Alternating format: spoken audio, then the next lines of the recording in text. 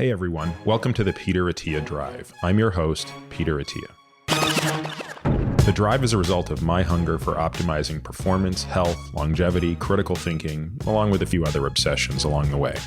I've spent the last several years working with some of the most successful, top-performing individuals in the world, and this podcast is my attempt to synthesize what I've learned along the way to help you live a higher quality, more fulfilling life. If you enjoy this podcast, you can find more information on today's episode and other topics at peterattiamd.com.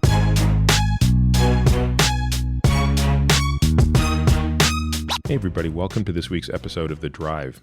I'd like to take a couple of minutes to talk about why we don't run ads on this podcast and why instead we've chosen to rely entirely on listener support. If you're listening to this, you probably already know, but the two things I care most about professionally are how to live longer and how to live better. I have a complete fascination and obsession with this topic. I practice it professionally, and I've seen firsthand how access to information is basically all people need to make better decisions and improve the quality of their lives. Curating and sharing this knowledge is not easy, and even before starting the podcast, that became clear to me. The sheer volume of material published in this space is overwhelming. I'm fortunate to have a great team that helps me continue learning and sharing this information with you. To take one example, our show notes are in a league of their own.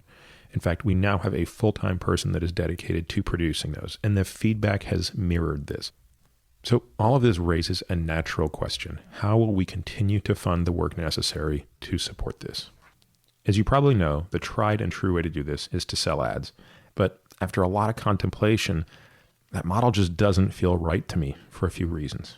Now, the first and most important of these is trust.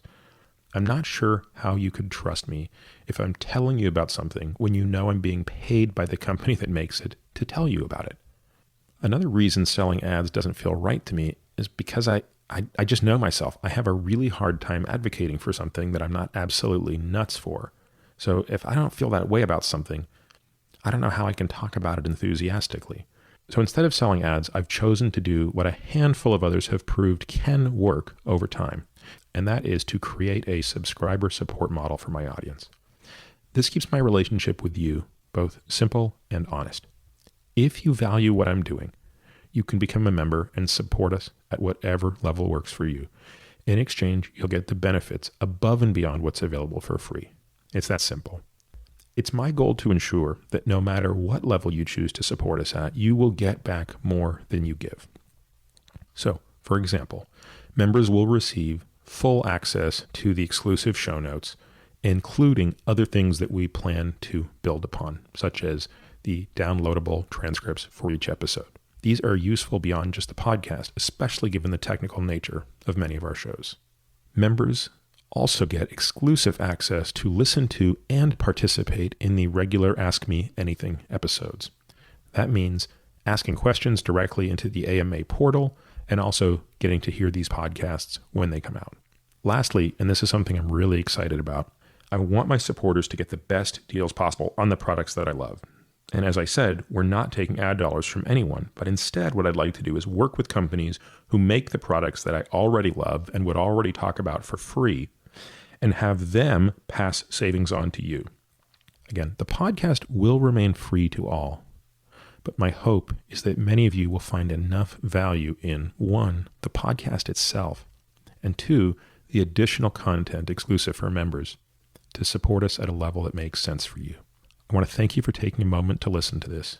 If you learn from and find value in the content I produce, please consider supporting us directly by signing up for a monthly subscription.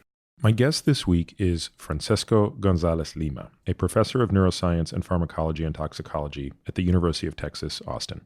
In this episode, we talk about Alzheimer's disease. In particular, Francisco explains the vascular hypothesis of Alzheimer's disease, a hypothesis that his colleague and collaborator at UT Austin, Jack De La Torre, introduced to the field about 25 years ago. He makes the case that the central problem in late-onset Alzheimer's disease is a progressive neuronal energy crisis, meaning impaired blood flow to the brain and impaired mitochondrial respiration. If the problem is an energetic crisis, Francisco argues, then we can improve the supply of energy and blood to the brain. We could probably make progress in the prevention of Alzheimer's disease. We, of course, get into great detail about all of this stuff, And to paraphrase my friend and my colleague, Richard Isaacson, who I've already spoken with on the podcast a while back, as you may remember, and who directs the Alzheimer's Prevention Clinic at Cornell, if you have a brain, you don't want to miss this episode. So without further delay, here is my conversation with Francisco Gonzalez-Lima. Francisco, how are you? Fine, thank you. Thank you so much for making time to see me on a Friday afternoon. My pleasure. This is actually my first time to the university. I've been to Austin many times, but I never seem to be north of downtown. So it was beautiful to drive by the medical center on the way here. It's kind of amazing. I haven't even been to a football game, which I hope to one day do at some point. So how long have you been in Austin? I've been here as a tenure professor for 27 years. Wow. Yes, and during that time, I started out in pharmacology and toxicology, then moved to psychology, just added that. Then the recruiting institution was the Institute for Neuroscience. And now I'm a faculty also at the Department of Psychiatry at the New Medical School. And we were talking a little bit earlier, you describe yourself as a behavioral neuroscientist. Yes. Tell me a little bit about what that title means. Why behavioral? My original training as a Ph.D. was in anatomy and neurobiology. And then as a postdoctoral fellow, I tried to understand how the brain related to behavior. And I did that work as a Humboldt Fellow in Germany. And that was my introduction to the study of functional brain mapping and how we could see behavioral functions reflected in brain activity. This was the time where we developed the fluorodeoxyglucose autoradiographic method in that German group in Darmstadt that later became the key to develop FDG PET, the first functional imaging technique in humans. Yeah, it's interesting you say that because I noticed that a number of patients, when I talk to them, don't understand sometimes the difference because I don't think physicians explain the difference between functional studies and imaging studies. And I remember feeling very fortunate in medical school during a radiology rotation where one of the residents sat me down and explained the difference. And the PET, of course, the FGD positron emission tomography being a great example of a functional study. It's not giving you anatomic resolution, it's giving you functional resolution with respect to glucose uptake. And similarly, you now have functional MRI, which is doing the same sort of thing. And so, yeah, that's a very important distinction. And especially important if you want to be able to determine a disease in a very early stage, in which there are no structural changes in the brain that can be seen at least at the macroscopic level. And having functional techniques, you are able to identify these functional changes even before you have any other signs of the disease. So I know you're a gentleman who has spent time all over the place. You were born in Cuba. You left Cuba when you were quite young. You spent time in Costa Rica, Venezuela. I mean, where did you? Puerto Rico. And Puerto Rico, of course. All of those things, at what point did it become clear to you that you were interested in the brain? I think my father was a veterinary doctor, and originally my interests had to do with working with animals. But soon I realized the nervous system was so important for the entire health of the animal and the behavior of the animal. So I started to move away from just a more general interest to something that had to do more with the brain.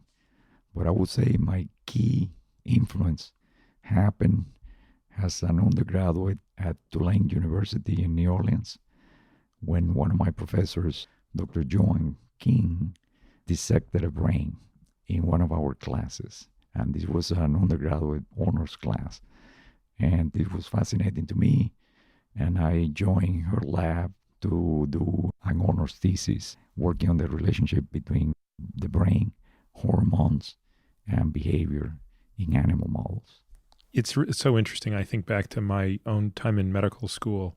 There were clearly a subset of my colleagues who were so captivated by the brain, which in gross anatomy really doesn't depict a fraction of its brilliance, right? Unlike the heart, where certainly microscopically there are things about the heart that are relevant. You can't see the Purkinje fibers, you can't see the AV node or the SA node. There's so much that is invisible to the naked eye. But for the most part, you can appreciate the brilliance of the heart at the macroscopic level. But then there are other organs that, on the other end of the spectrum get no attention, like the liver. I mean, macroscopically, it's just a lump of whatever.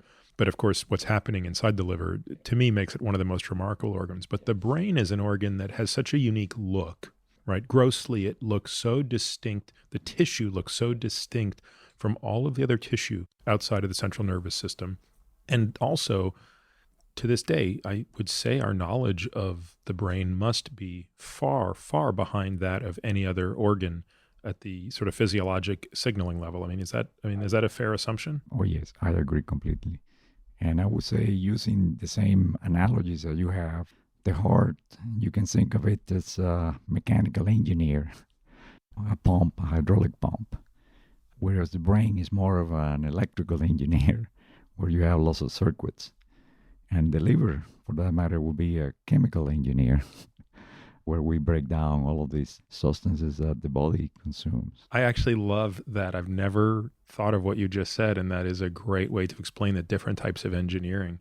The kidney would be some sort of sanitation filtering engineer. We could really, Environmental. Yeah. And so in many ways, the brain is probably not only electrical engineering, but it's computer science engineering. Correct. There's so much going on there. Right. You hit in a very important point. One cannot simply look at the brain the same way that you look at other organs. Because of that circuit property, it allows the development of computational power. So the brain uses the circuits not just for communication, which is the most obvious function, but to determine and compute outcomes that then are used to guide the other tissues in the body. For example, the musculoskeletal system cannot do anything on its own without the commands that are the result of computations from the nervous system. So all of our behavior results from how the nervous system processes our experiences and our current situations. And this becomes not in the same way as a computer works, that is a serial device.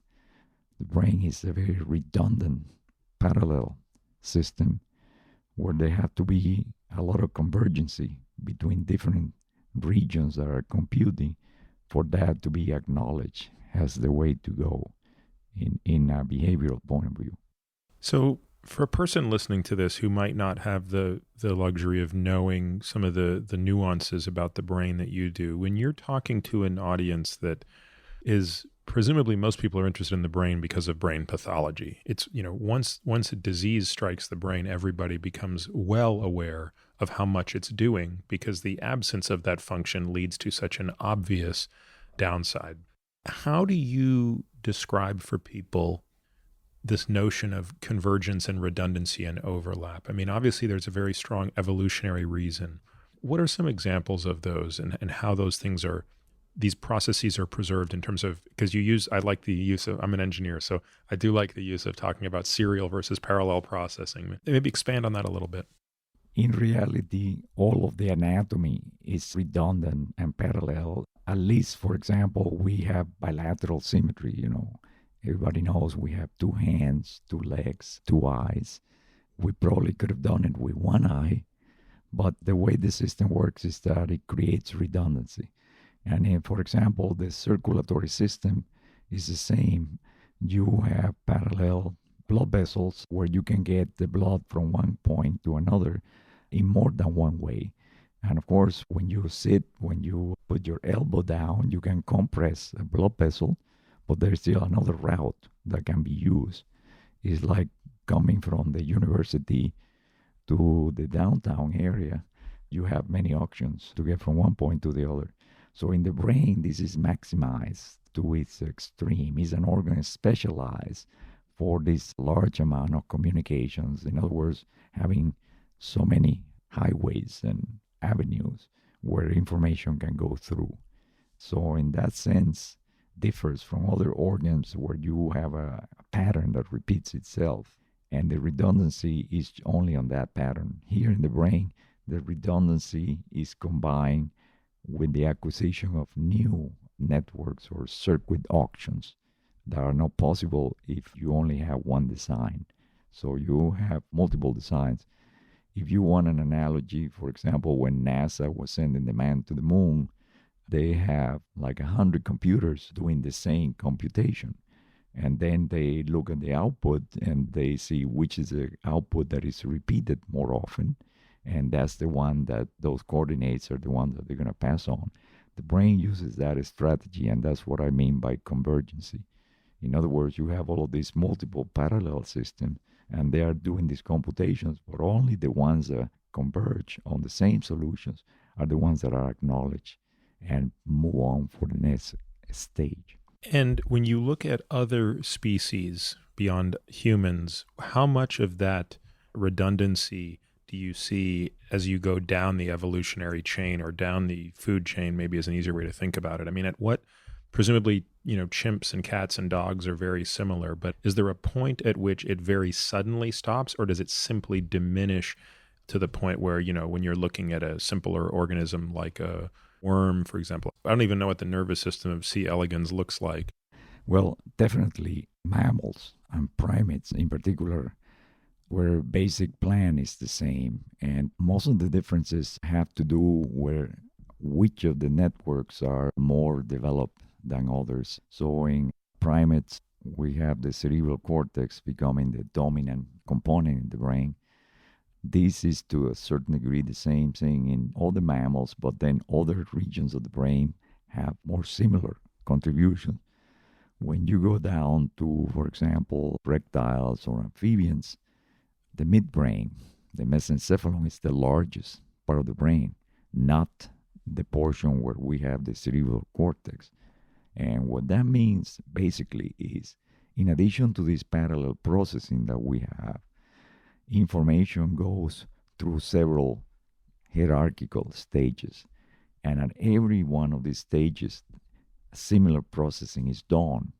And you add an additional piece of information when you move it on. For example, you can respond at the level of the spinal cord.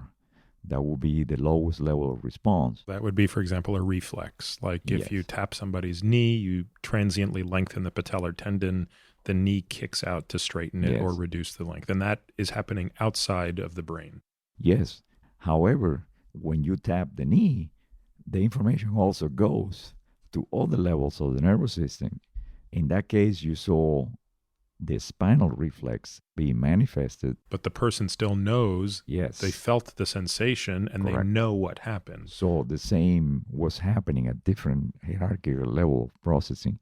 So behaviorally speaking, when we respond to a stimuli at very basic level, like what you indicated, like the spinal level, we call it a reflex. So that would be the most basic behavioral response. But that means that you are not seeing what is happening at the other levels. But for example, in a frog that is following an insect, a worm, as it's moving, the frog would orient to the movement as long as the worm is moving in the same direction as the long axis of the body.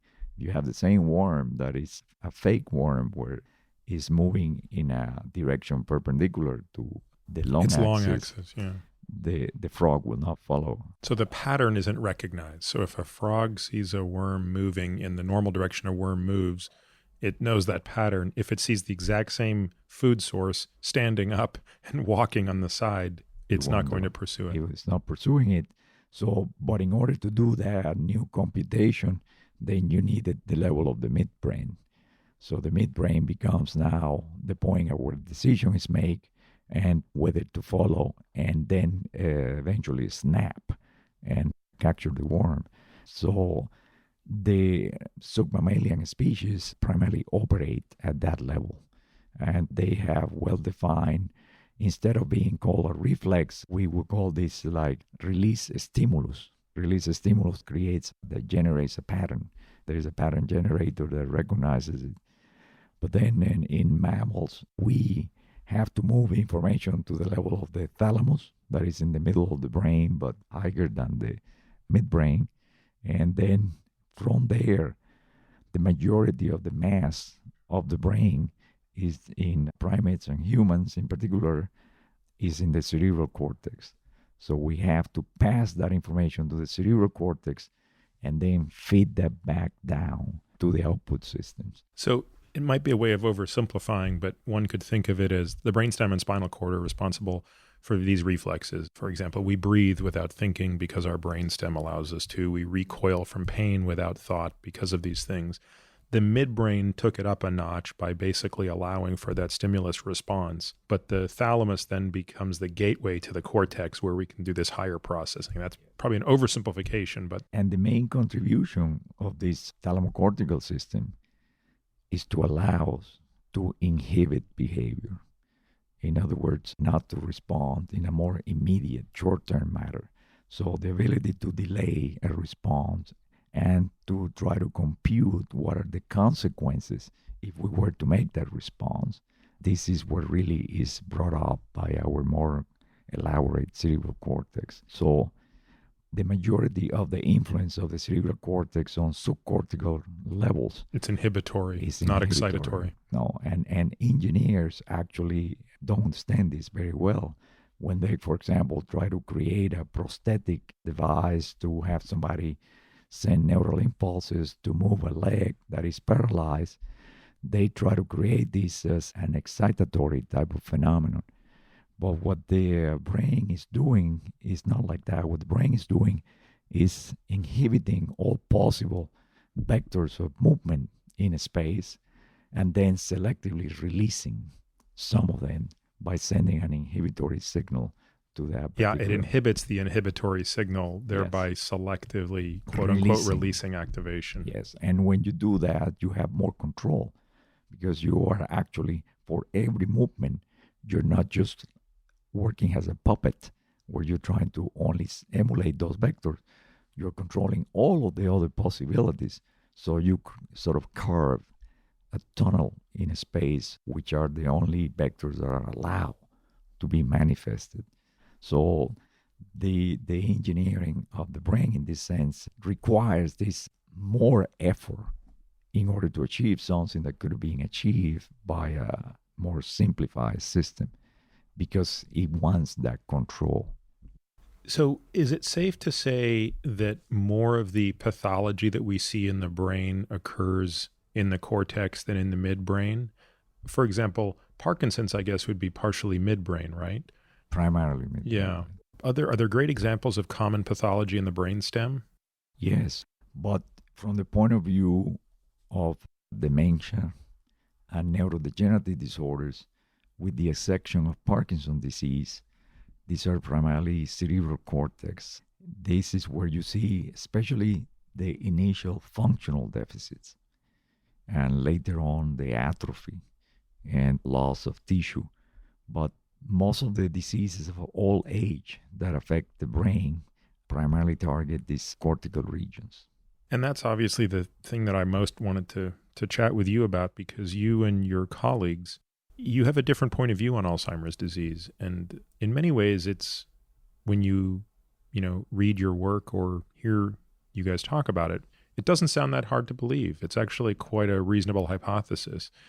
Let's start with the conventional thinking on Alzheimer's disease, which needs to be caveated with the fact that there is no disease for which we have had a greater failure in our ability to treat it than this one. Even cancer, which one could argue we're not exactly hitting it out of the park on, we at least have some success. We can point to very, very specific successes, not only in terms of prevention, for example, simply the recognition that something like smoking could cause cancer led to an enormous reduction and a continued enormous reduction in the onset of that disease, but also very specific chemotherapeutic regimens for a subset of cancers, particularly liquid cancers.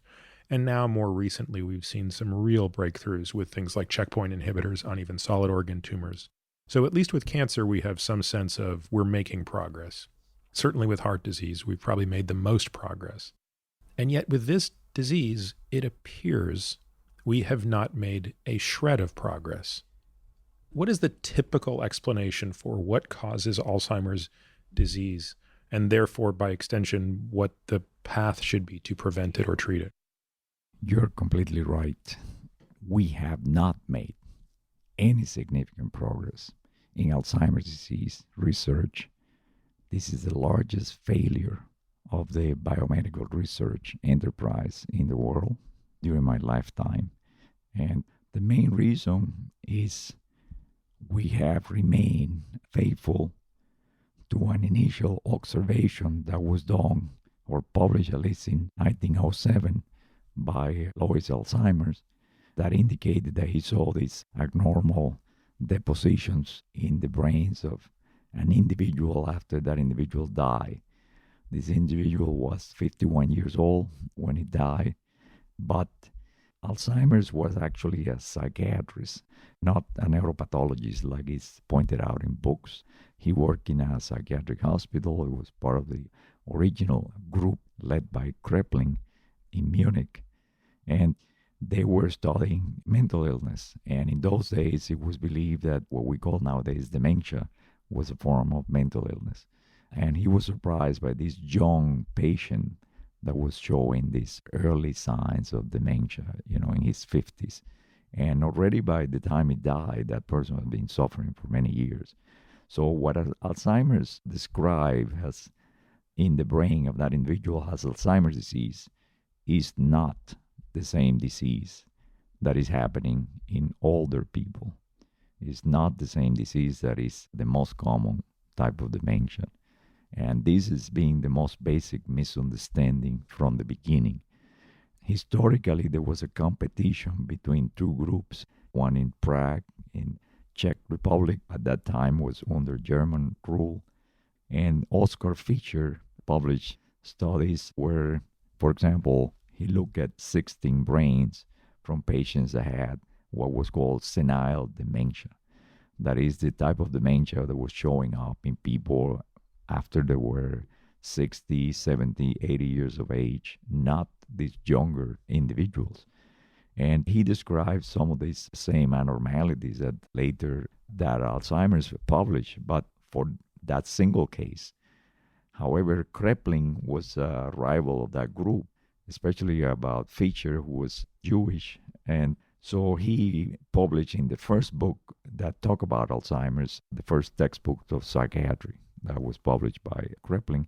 And then he say, what we're seeing in these old people, this type of dementia, is what Alzheimer's described in that younger individual. And from there on, there was a movement away from factors that were related to aging and to say this is a disease that is invading somehow and it's not something that is building up over the years.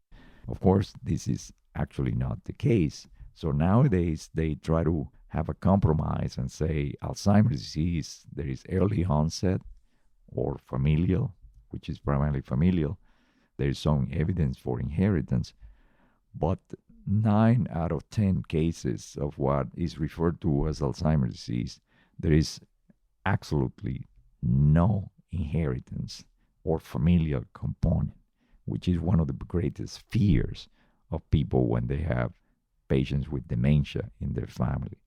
And not only that, is aging related, and because it develops very slowly over the decades, it provides an opportunity to intervene, to determine what are the risk factors that are behind, and to do an intervention.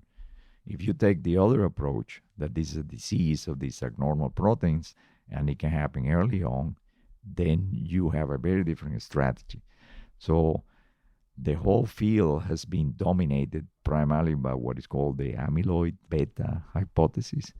This hypothesis is completely, absolutely false. It has no relationship whatsoever with what we see in the older people that develop dementia. It has a relationship with some of these early cases that, like the one that Alzheimer's described, and that have a familial component, and that there is a somatic genetic component. Let me just interrupt for a second to make sure I'm understanding. This is obviously such an important point that I want to make sure I'm clear and that the listener is clear. Now, the case that Alzheimer's found in 1907, I have to assume that was a PSEN1 or 2 mutation. That was what we now see accounting for less than 1% of Alzheimer's disease, but it is probably the closest to a fully penetrant gene that results in Alzheimer's disease. Has that ever been confirmed Are there any biologic specimens remaining from that particular individual who was so young? There are slides available, but it has never been confirmed. And the patient died in 1906 after many years with this chronic dementia in that hospital in Munich. And he was deteriorated in every other respect. By that time, he unable to move and carry on activities of daily living. So he'd been suffering from this for many years. Which is not unlike what we can see in the rare patients that do have the PSEN1 or 2 gene, which is it can easily take hold in the 40s. I unfortunately have a patient whose mother is, debilitated in her mid-50s. Now, it turns out she doesn't have the gene, which was a surprise to a lot of us. We assumed because it had taken hold so early. But the autopsy, the pathology that they could see, which at the time was limited to very gross things relative to today. Gross, for the listener, I don't mean gross as in disgusting. I mean gross as in visible through a microscope. Was this the first time that amyloid beta was observed? No, the first time was done by Oscar Fischer in the senile dementia. So Alzheimer's was basically describing a phenotype, but without a pathologic explanation or characteristic. Yes, but because it was happening so early, then it moved the people away from the idea that this has something to do with senility, with the older deterioration that happens as a function of aging. So they say, oh, no, this can happen early on, so aging cannot be a primary contributor. So even though a very small percentage of people that are described as having Alzheimer's belongs to this early onset, over 90% of the research is focused on that group. And the reasoning is because it's the same disease, which is a false premise. If we find out what's happening in the early onset and we model that in animals by doing this genetic manipulation, then we can fix the more common senile, older age, late onset dementia. And that false premise is what has been driving all of these failures. Because yes, they have been able to detect genetic changes, they can manipulate this.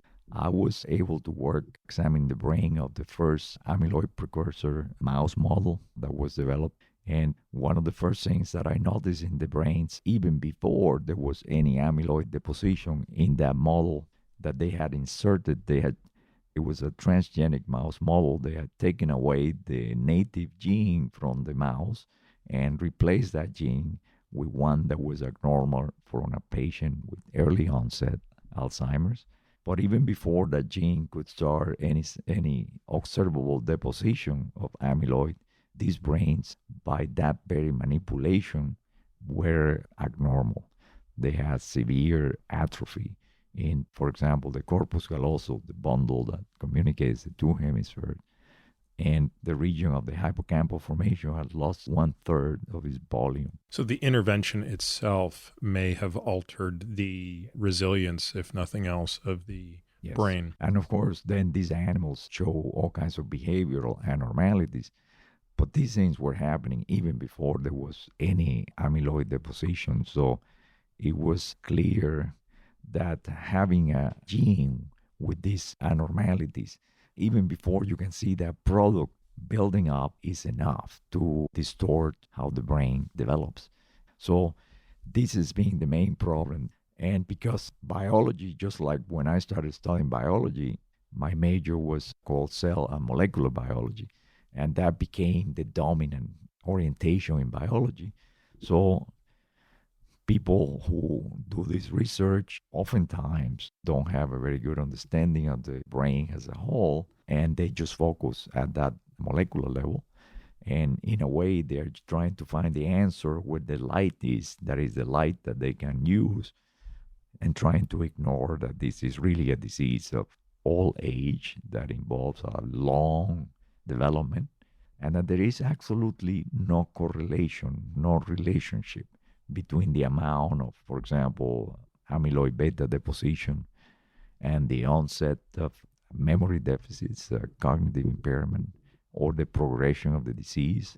There are brains of individuals that I have the fortune to examine here in Austin has had primarily a neuroanatomy, a functional neuroanatomy. I collaborated with the neuropathologists here, and the brains of these people who were cognitively normal after they die, they couldn't differentiate them from the ones that were diagnosed as Alzheimer's based on amyloid and neurofibrillary tangle depositions. That's an enormous statement. It doesn't call into question the causality of amyloid. It just calls into it the necessity and sufficiency of it. In other words, it could be that you have to have, I'm making this up, but to illustrate a point within logic, it could be that you need to have amyloid beta deposition to cause dementia, but that is not sufficient. It is only a necessary condition, and that you might need other factors to coalesce around it. The obvious example that comes to my mind is LDL and ApoB, which is necessary for cardiovascular disease, but not alone sufficient. You still need an inflammatory response and an immune response. I go beyond that point.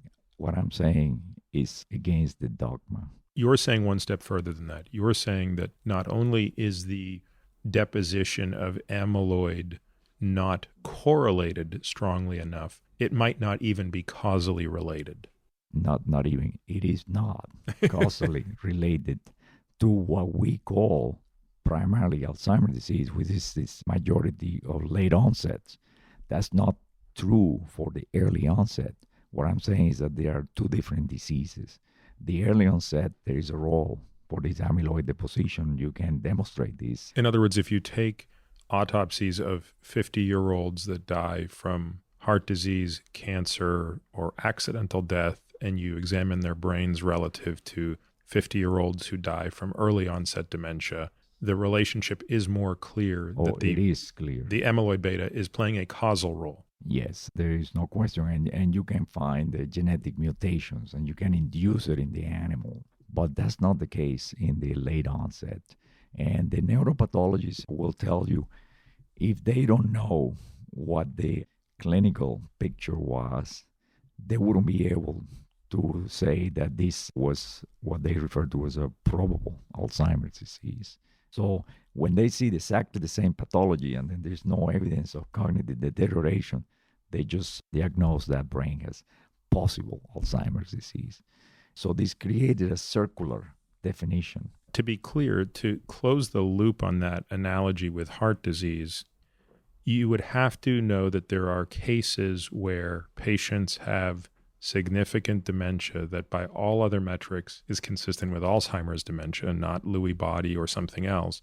And there is an absence of amyloid beta deposition. Oh, yes. And what percentage approximately, I know it's hard to know these things because we don't always get autopsies, but in your experience, what percentage of patients who die with or from Alzheimer's disease that is late onset do not have the histopathologic features of amyloid beta?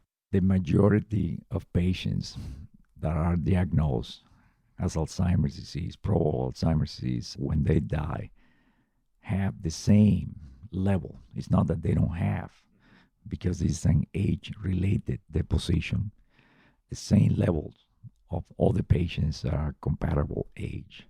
And the only reason that they are labeled as Alzheimer's is because they had the dementia.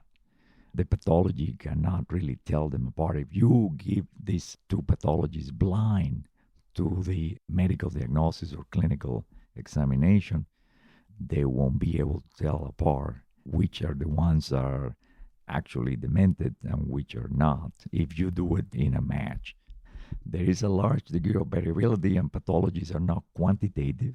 Pathology is an approximation. You look at only a few sections through the cortex, and then you give a certain proportion of the findings that are found that you see as categories. But even when I have done this personally, in 2001, we published in the journal Neuroscience a study where we use brains from people who die from Alzheimer's. The main difference from my study from what's been done before is that we were able to obtain brains with only a few hours after the individuals had died. We call it a very small postmortem interval. And I was able to do this by collaborating with the institute in Arizona There is a city called Sun City, Arizona, and they have a Sun City Health Center, which actually ascribes to these amyloid and neurofibrillary tangle ideas. But what we did with them was we traveled there, and with my PhD student, we collected these brains, control brains, and brains of people who have that die of Alzheimer's. Some of them we were able to collect them fresh right there. And were you and your team also blinded to the circumstances of the death prior to the autopsies being performed? No. What we did is we collected all the brains, and I sectioned them into pieces, and these pieces then were frozen. And then one sample would remain there. I see. So you did everything in parallel. Yeah, will be shipped here to Austin. And once the samples were shipped, they were coded. But when we were there, no, we knew when somebody died, because I had a pathologist with me who had to certify they were dead so that we could immediately. But when the pairwise results were evaluated, the evaluator was blind to the clinical circumstances of the patient's death? Yes. What we did in that study was we were not only interested in just looking at amyloid plaques and neurofibrillary tangles being done, we were interested in seeing, is there any biochemical change that could account for this so-called hypometabolism, this decrease in energy metabolism that is seen early in Alzheimer's. Is it generally well regarded, bringing it back to some of your earlier work in PET? I assume it is generally agreed upon that patients who are in the stages of cognitive decline have hypo-functioning metabolism, so their PET scans show less glucose uptake in the brain. Is that generally acknowledged? And not only FDG PET, when you do also cerebral blood flow, you find the same. When you do fMRI, arterial spin labeling to look at blood flow, every technique that have been used has demonstrated that first it was with mild Alzheimer's cases, but more recently also with the so-called mild cognitive impairment that nowadays they're also referring to as a mild neurocognitive disorder. And in those cases, there is hypometabolism, and the hypometabolism is primarily not in the regions that become atrophic later on in the disease, like in the temporal lobe. It's primarily in the posterior cingulate cortex, one region of the brain that is in the medial part in the center of the brain. This area is the one that you can see having earliest sign of hypometabolism. And from a phenotypic standpoint, what does it control in the normal brain? This region provides the major input to what is called the entorhinal cortex, which is the part of the temporal lobe that then feeds into the hippocampal formation. So what essentially is happening is you have a functional disconnection between the main input to the entorhinal cortex. The entorhinal cortex is the primary source of inputs to the hippocampal formation. So when you functionally denervate a region in the brain, eventually that leads to atrophy from the region that is receiving the stimulus. It is receiving that. Just like happens when you denervate a muscle in the periphery, there is a trophic action, an action that region survives because it's being stimulated by the other one. So people have missed, when you study pathology, you don't study these functional changes, and you don't look at the system as a network of pathways that influence functionality. You're seeing the end result, what has happened after all of these processes are taking place over the years. So by doing that, you cannot infer these other phenomena. If you take an animal like a mouse and you just take out it's the posterior cingulate? The posterior cingulate. Yeah. If you lesion that in a rat or a mouse acutely, which is not the same as what's presumably happening in this disease state, what is the immediate phenotype of that animal or behavior? Well, you don't have to lesion it. You can functionally deactivate it, which is more similar to what is actually happening in Alzheimer's. It's not that this region is damaged structurally. Right. It's just functionally not allowing the conduit. Yeah, it's the signaling conduit. affecting that network that is providing the main input to the hippocampal formation. You get the same kind of memory deficits that are characteristic of the initial stages of dementia. And is that because of the role the hippocampus plays in the consolidation of memory, or is it to do more with the target in the temporal lobe? It is because it's a network, not a single region. In other words, for example, long time ago in the 1930s, there was a circuit that was defined by an American neuroanatomist called James Papez, also pronounced Papez. And he describes the connections between the cingulate cortex, this parahippocampal cortex that we now primarily refer to as the entorhinal cortex, and then from there to the hippocampal formation. From the hippocampal formation, the main output goes to a region called the mammillary bodies, and then from the mammillary bodies, it goes to the anterior part of the thalamus. And then from the thalamus, it fans out the projections back into the cingulate cortex. So it creates a circle. And this is often being referred to as the limbic circuit of Papez. And we know it has to do with emotional memory formation, because events that have a large emotional signature are the ones we store. We create the greatest memories from them. Yes. So if you affect this system anywhere in this system, you get a memory disease. And they just have different names. So, for example, people that have chronic alcohol, they develop, sometimes it's referred to as a Wernicke's-Korsakoff dementia, also known as Korsakoff psychosis.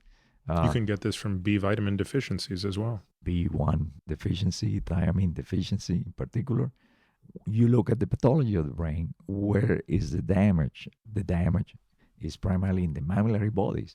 Well, the mammillary body is the main output from the hippocampal formation. So whatever the hippocampal formation is contributing, if you are knocking down its main output target, you get the same thing. Then in a second place is the hippocampal formation itself, then the entorhinal cortex, and so on. All you have damage in any part of the system.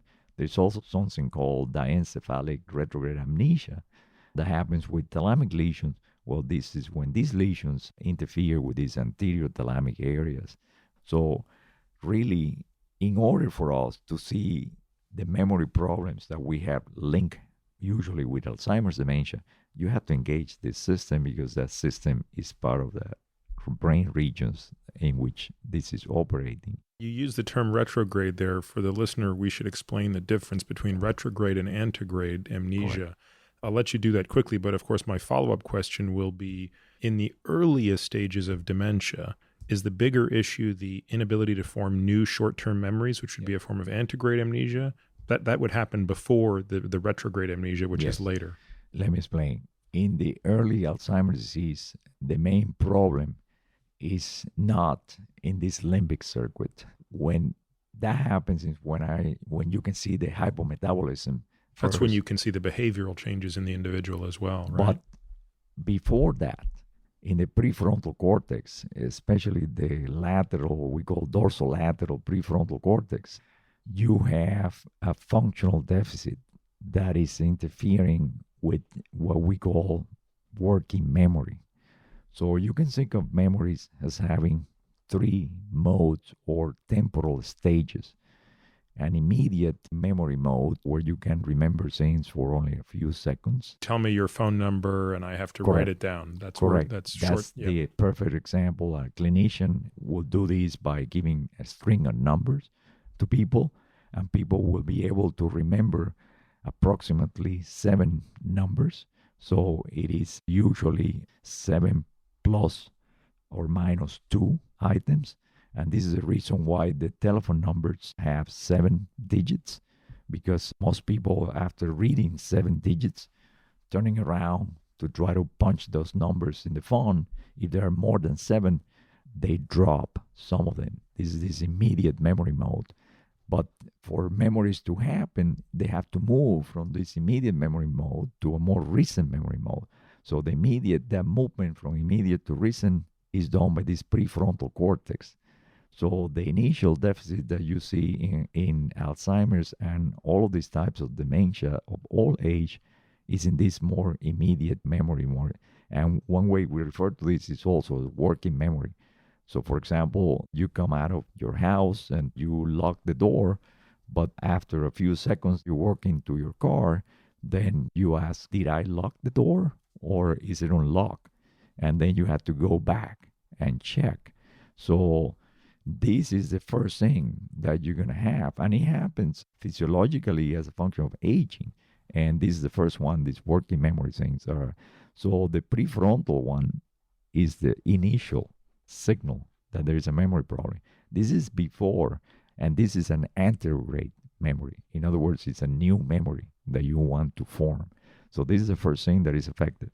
But once the memory are in the recent memory mode. This, for example, would be your phone number, which is one of the easy 7 digits to remember because you're so familiar with it that it's now become quote unquote permanent memory. By repetition, by exposure to the same items, these reverberate in that limbic circuit that I just told you, and the hippocampal formation has an inner circuit that is crucial for that. So it is crucial for that forming, and then you being able to retrieve that number again.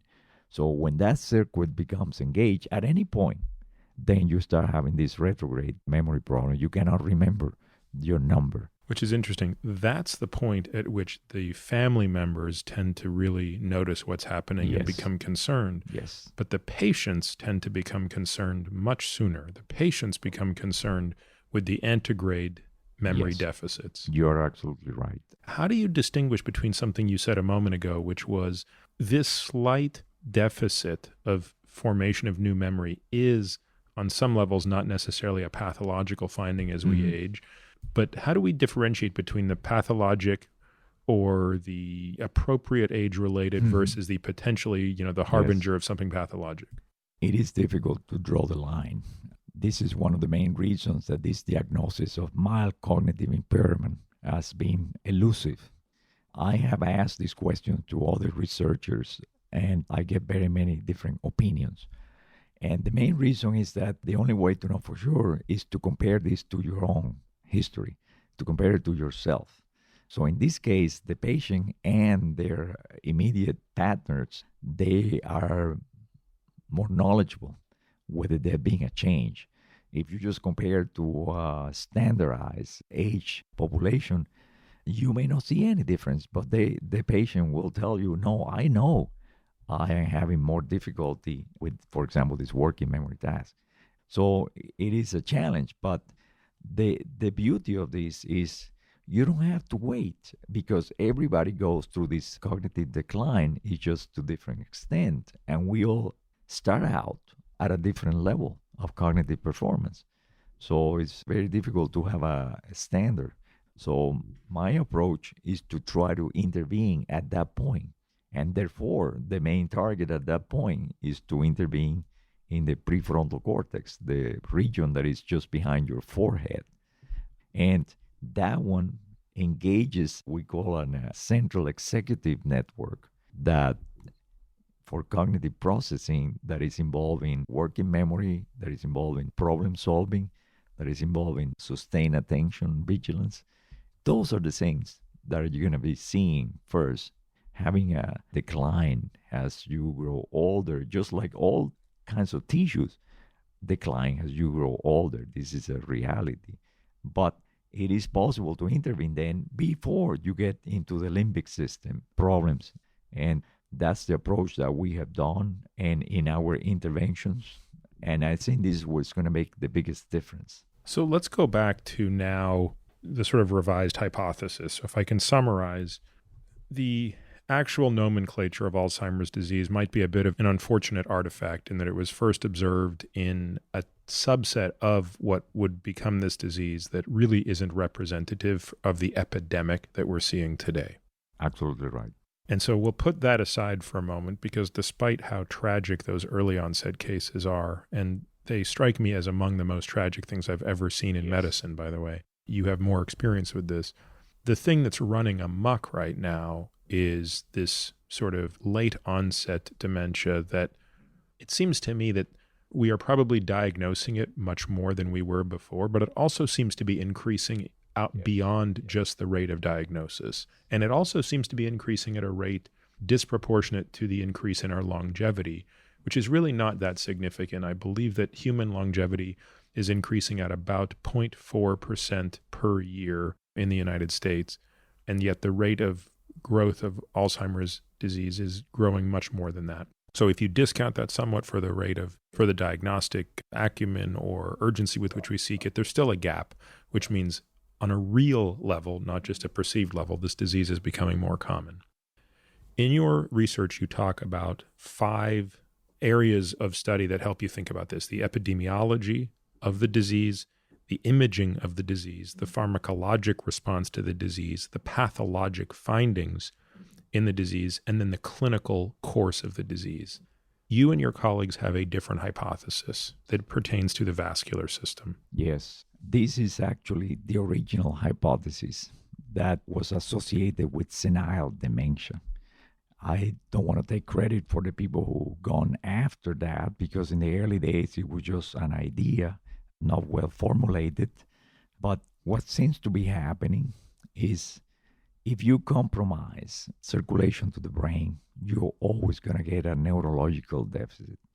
However, in the case of what we're seeing as late onset dementia, that I may refer to as features dementia, as opposed to the early onset Alzheimer's dementia, which is what should have been named, there is a chronic hypoperfusion. That is, the brain is receiving less blood supply. And for example, it is known that between 22 years old to 60 years old, there is a decrease of about 20% on your supply of blood to the brain. So some people have calculated at approximately 0.5% per year in statistical terms. Do we have a sense of why? How much of that? I mean, because I think a lay person might understandably but naively assume that is just due to a gradual narrowing of arteries or something like that. But it strikes me that that's very unlikely the case, and that it's much more related to something within capillaries and or other metrics, because, paradoxically, as we age, we're seeing an increase in our blood pressure typically. So when you're 20 versus 60, you're generally running with a higher blood pressure. So if anything, you would think that should increase cerebral perfusion, not decrease it. But of course, we're not seeing that. So what do you think at the level of vascular biology would explain even that observation? Yes. Unfortunately, the answer is all of the above. In other words, the vascular changes happen at the macroscopic and microscopic levels. But it is the case if you, for example, only look like we have done at, for example, the carotid artery, the one in the neck that supplies the blood to the head. This is where most of the blood is going to the brain from this.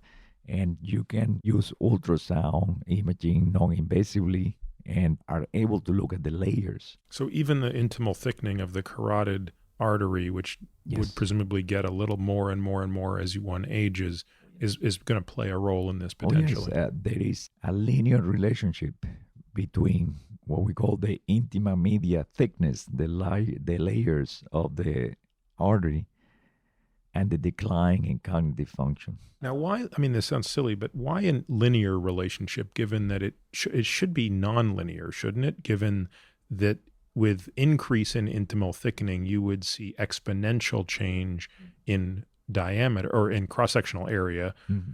Wouldn't that lead to a nonlinear change in perfusion? No. Which I realize you were talking about cognition, not perfusion. But not yes, perfusion. Yeah. The reason there is not a linear change with perfusion is what you alluded to. We have an autoregulatory mechanism. has I get it. That basically can start to autocorrect, at least try yes, to dampen tries it. to, Yeah, tries dampens to. it from an Yes. exponential problem to a linear problem. That's a beautiful, beautiful example of biology. So has the artery become stiffer with the thicker walls? It's just like if you imagine somebody having a hose that is releasing water, and then you stick your finger in front of the hose, and you can see how the water is coming at a faster pace. So this is one aspect but this is the autoregulation. The body is trying to achieve that. It does that when the walls becomes stiffer because of the thickening. When you have the systolic pump that they're supposed to comply, or arterial compliance, they don't do that. So even though you may see the lumen being the same size, in other words, the hole being the same size, but it's not the same size when you have the pulse, the bolus of blood going through, that it has to open up. However, when we increase blood pressure, we have a constant process of trying to increase blood pressure to maintain that same level of perfusion. This now leads to problems with the capillaries, because these capillaries. So the compensation for the macrovascular disease may actually be driving part of the damage at the microvascular disease. You're pushing now with a higher blood pressure through capillaries. And this creates a pathology at this boundary we call the endothelial walls. And these endothelial walls are now subjected to mechanical pressures that they were not designed to do. And you have extravasation, and you have cells that normally are only engaged when we have like a hemorrhage, like the platelets to try to coagulate. Now they start sticking to these endothelial walls and compromising some of the microcirculation as a consequence of. So the autoregulation cannot compensate, and it creates additional problems as time goes by.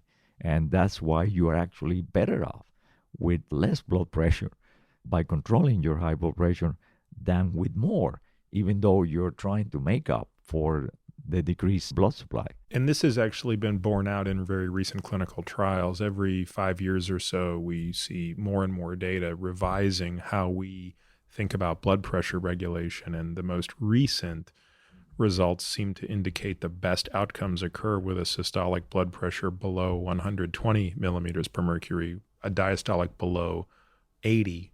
Formerly, this used to be 135-ish, over 90 was accepted. So that's a significant difference, because many people walk around, many adults walk around with a blood pressure above 120 over 80. You're right. And that is an index of this pathology that is developing in the large arteries, like in the carotid here. But I'm using the carotid as an example. When this happens at the level of the carotid, it's happening up the vertebral arteries and into the circle of Willis and the main. Basically, is happening more in the arteries that have the largest flow, because we get like about 1/3 of the blood going into the head primarily for the brain function.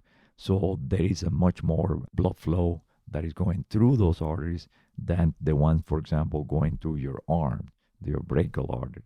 However, in the case of the heart, the same thing happens. You have the small coronary arteries that are feeding the heart itself as soon as it pumps. So they have greater flows. And the other thing that happens, these walls are not only thicker, but they become irregular, especially the inner walls are no longer smooth. And when they are no longer smooth, you start creating turbulence. That is, if you look at the flow of liquid, when they hit an irregularity in the walls, there is a little turbulence. So this turbulence creates a system in which deposition is going to be favored, like when blood is going, or in the blood. Is usually the white blood cells. Is it usually a macrophage that infiltrates as well? Yes, but even before infiltrating, they identify this area of turbulence as an area of potential injury, and they start aggregating there.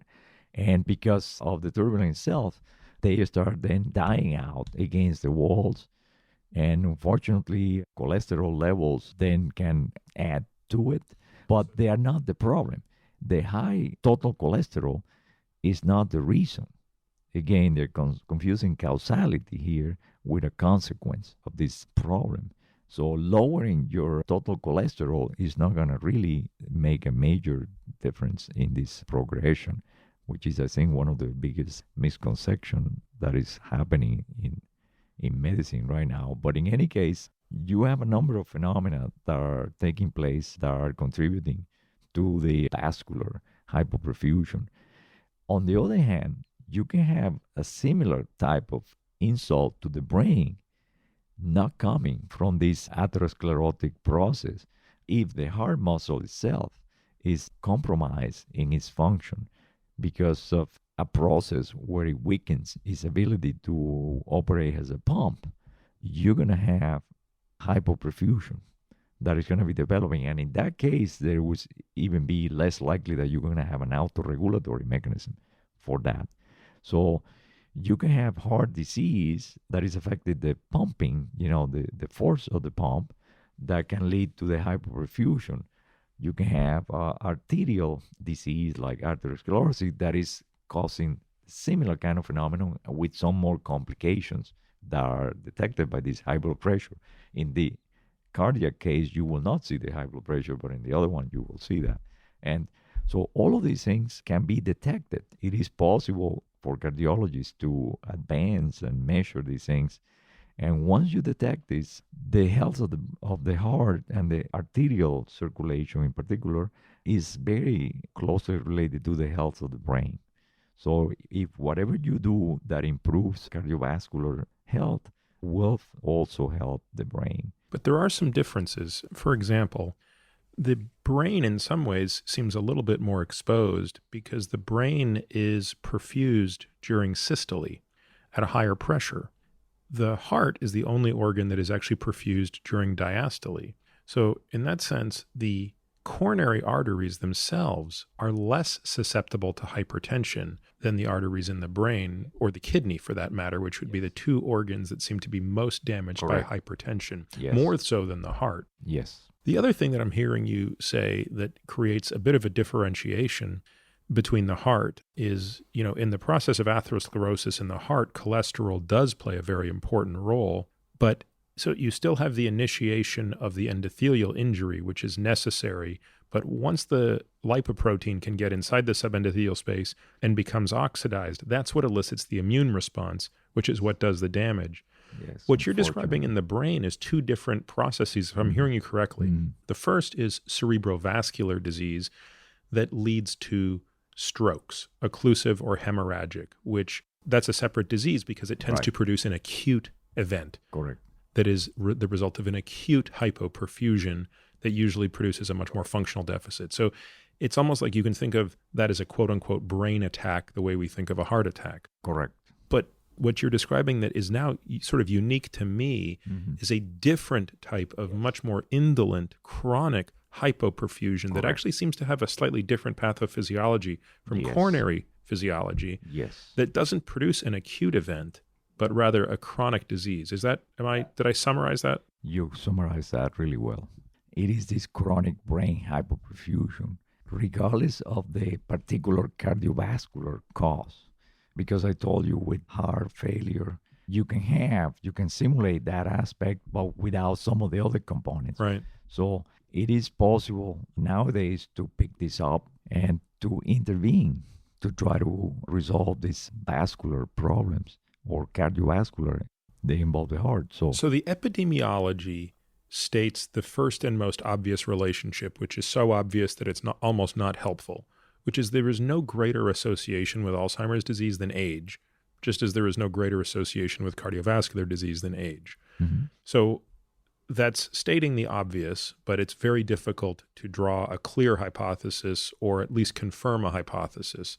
So the next layer of thinking on the epidemiology is what? Is it the association with hypertension, or is it the association with cardiometabolic disease? How do you then continue down that line of thinking on from just again, before we get to the more interesting stuff, which I think is the Right. pathology and the pharmacology, just based on the epidemiology, what else can you infer? What would be ideal to me would be what is the main purpose of that circulation from the point of view of energy is to bring oxygen to the tissue oxygenation. It is only through this process of reducing oxygen to water that in mitochondria, this process is linked, this cellular respiration is linked to the production of chemical energy. So the more direct measurements would be measurements of oxygen consumption, but also could be the enzyme that is responsible for that oxygen consumption. And that's where it comes to our work and what we found in the brains of those Alzheimer patients. We found that the enzyme called cytochrome oxidase or cytochrome C which oxidase, is complex 4 in the correct, electron transport chain. The electron transport is the last and the rate limiting enzyme, and the one that actually reduces oxygen to water, that is linked to oxidative phosphorylation, the creation of ATP. Let's pause for a moment to make sure people understand this. It's so important that even though I think I've talked about this before, it's worth reiterating.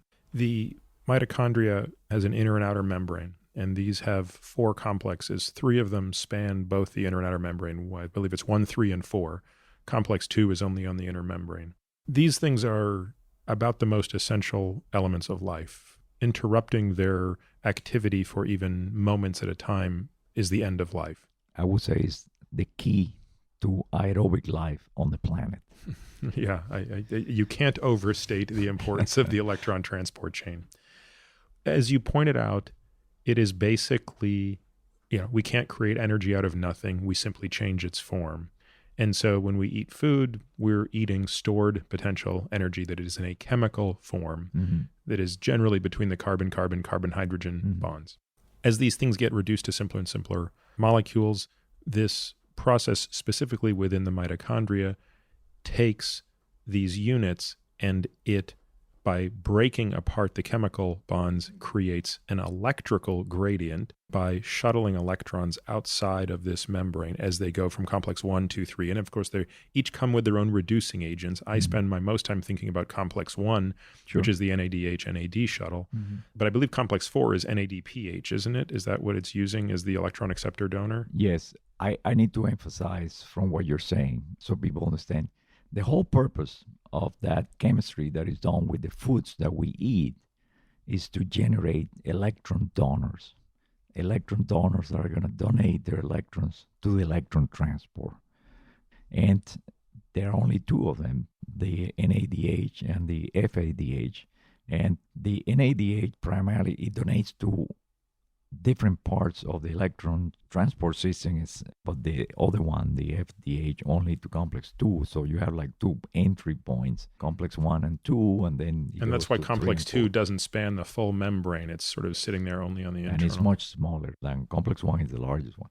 So this is a key. This is a biochemical key to this phenomenon, because what we eat from an energy point of view is just becoming electron donor. So can we donate electrons to the electron transport? If we could do that, we can accelerate respiration, because the ultimate electron acceptor in nature is oxygen. And that's what we call oxidation, the process of removing electrons. And so making water out of oxygen and these protons that are being donated is the ultimate byproduct of respiration. That's why we breathe out water vapor. Correct. And of course, all of this is in service of creating an electron gradient to then fuel the generation of adenosine triphosphate, ATP.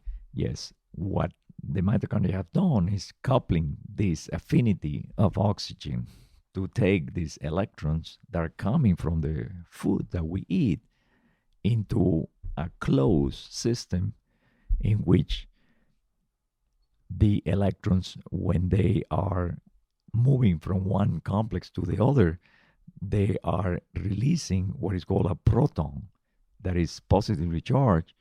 And this is trapped in that intermembrane between the 2 membranes that you mentioned, the outer and the inner one. And the matrix of the mitochondria, the more innermost portion, is primarily negative in electrical charge. Ions are negative.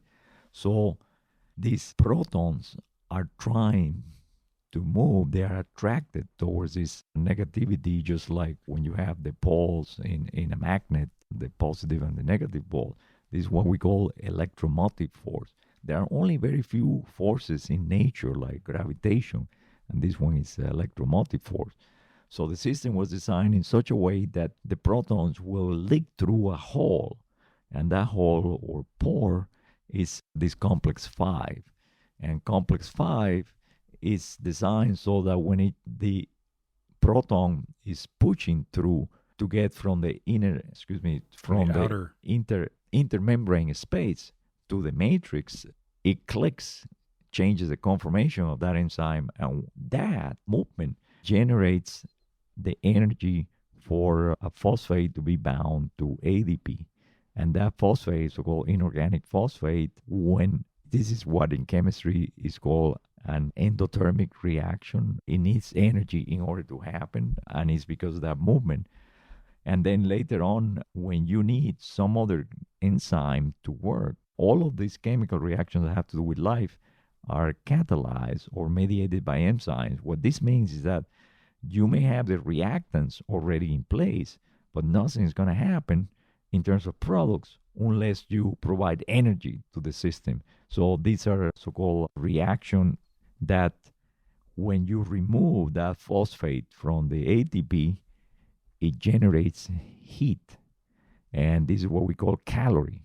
And you can then have a relationship, a quantitative relationship with how much food you eat, how many electrons are donated, how many of these phosphates can be broken and generate that heat. And that heat is just like in chemistry when you have your reactants in a beaker and you have a catalyst and nothing was happening, and then you apply heat, and then all of a sudden a reaction happens, it changes color, for example. And when that phenomenon happens, then we call that an exothermic reaction that break it and it fuels. So the key to the system is to be able, how can we facilitate that mitochondrial respiration? And this illustrates, of course, the most important point here. What you're saying is the whole purpose of eating is to convert chemical energy into chemical energy from one form to another. But to do it, you need an intermediary to translate.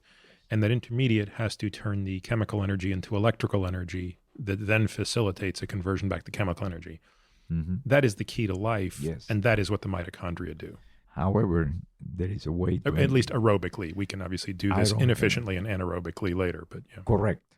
You can do this, especially in other tissues, not so much the brain.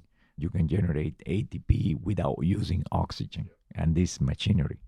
But every organism, including single cells on the planet that uses oxygen to obtain energy, relies on cytochrome oxidase. They may not have mitochondria, but at least they need cytochrome oxidase. Wait, I didn't realize that. So red blood cells, for example, don't have mitochondria. Do they have cytochrome oxidase? Yes. I didn't know that. Yes. If they use oxygen to generate ATP, they have to have cytochrome C and cytochrome C oxidase. This is the minimum requirement. That's why you can look at cell lines from microbes and so on, and you can identify these proteins. As long as it's aerobic, it's the only way nature found how to solve this.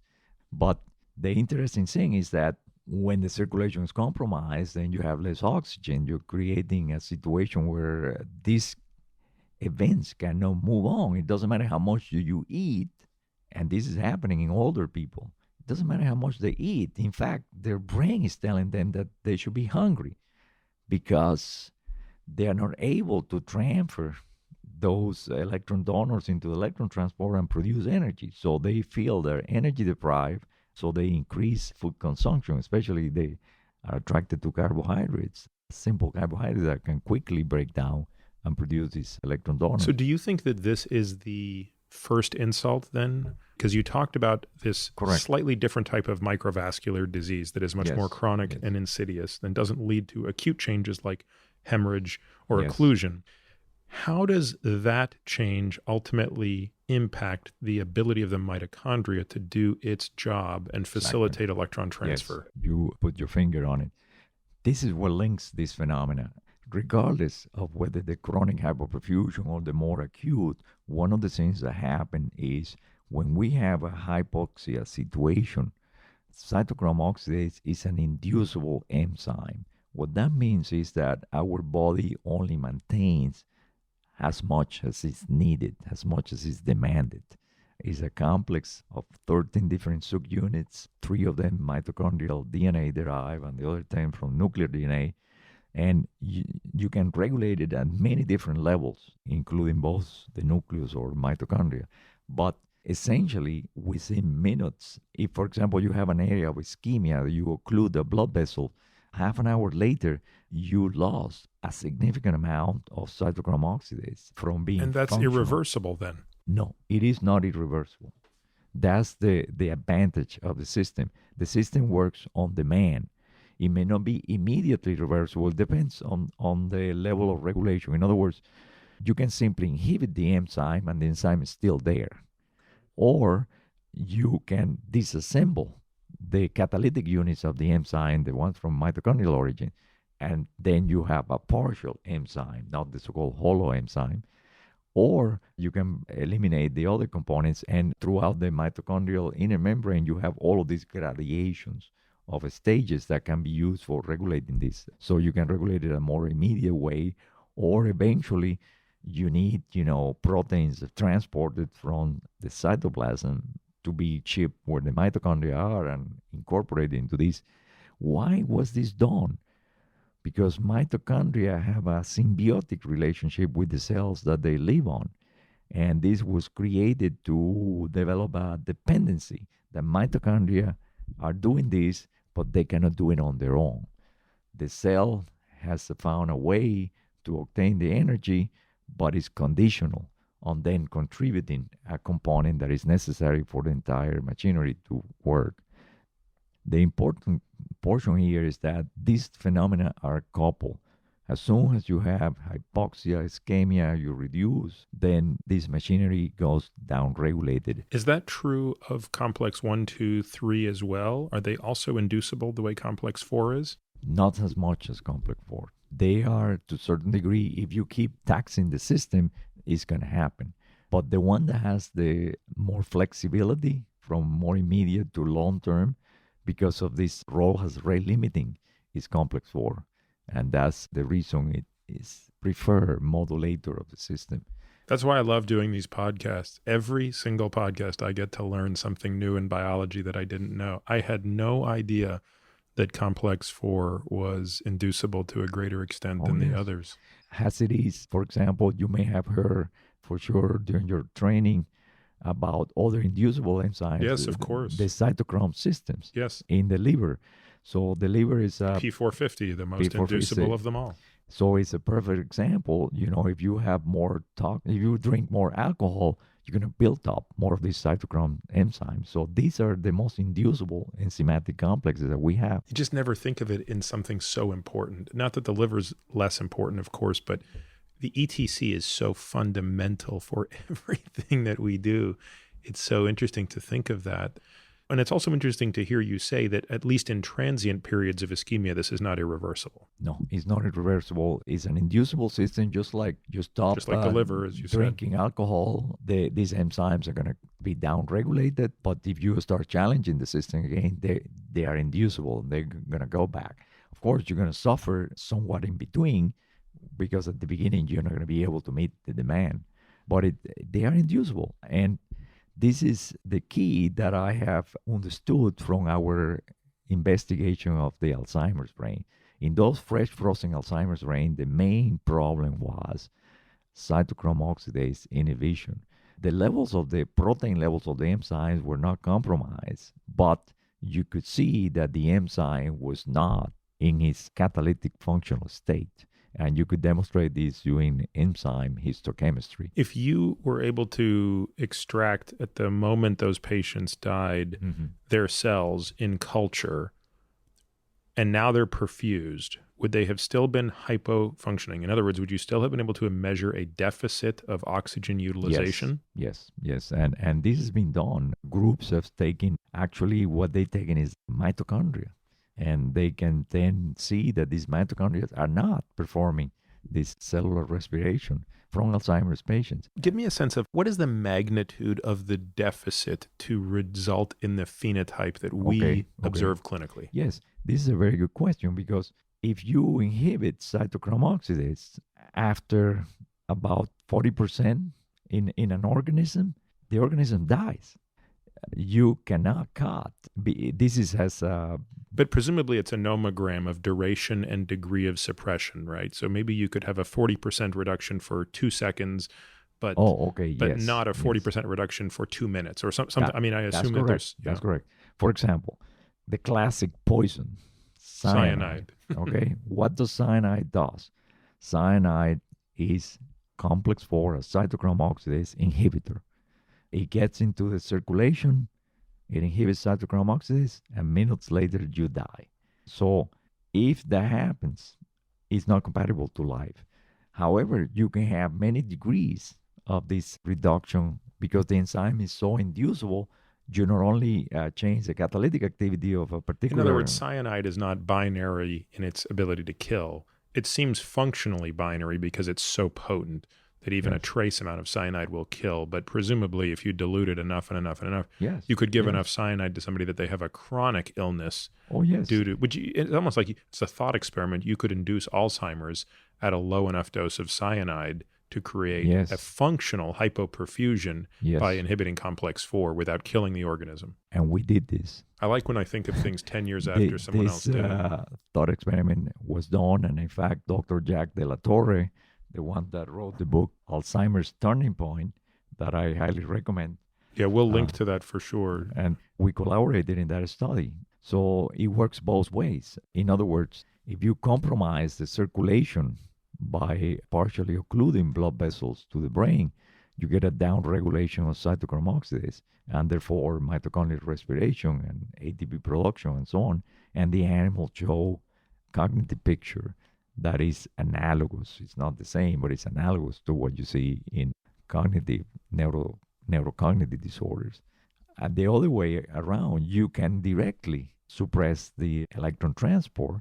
And in our study, we decided to use sodium azide because it's less potent than cyanide.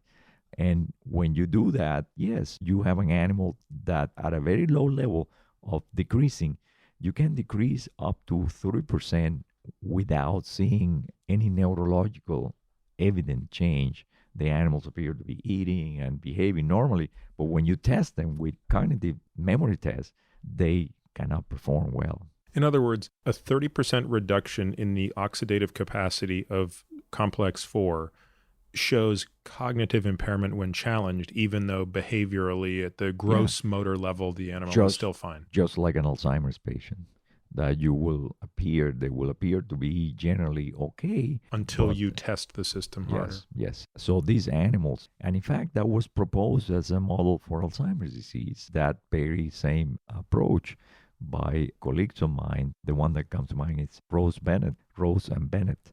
However, because of the influence of this amyloid and tangles hypothesis, all of these models were based on biochemical and physiological phenomena were really not developed fully. All the attention was in, the genes and the abnormal proteins. But yes, you can do this in animals. You can test these hypotheses in animals. And does this lead to any change in the amount? Let's assume you had an animal model where you could do this for a long enough period of time before the animal would die, and you had a control animal in which you were not doing this. Would you, in those two situations side by side, see a difference in amyloid beta accumulation? No. The amyloid beta will not be a good reflection of these processes. The amyloid beta is primarily a process that is compensatory when the cells are showing atrophy. So when the cells start showing signs of atrophy, we have a lot of amyloid beta that is released embryonically during the development of the nervous system.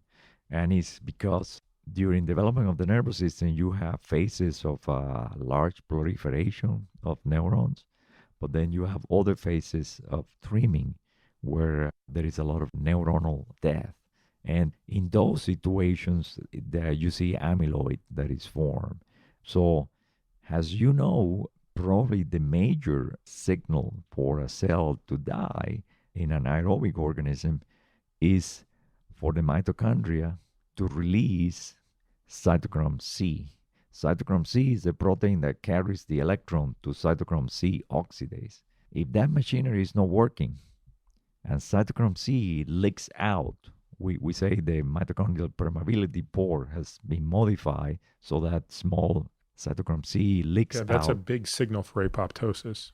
apoptosis or programmed cell death. In other words, if a cell mitochondria, That's the surrender of the cell. That's the white flag. correct, Here's my correct. cytochrome C. So what I'm telling you is, if you compromise the system, you're going to have neurodegeneration. You're going to have cell death. And not just in the nervous system. It just happens that there is more critical because in all the systems, we have other ways to get ATP, but in neurons, we don't have any significant amount of alternative ways to get it. Yeah, that's exactly the point I was going to make is we're having this discussion and it would be easy for a moment to say, wow, why is this all isolated to the brain? It's not.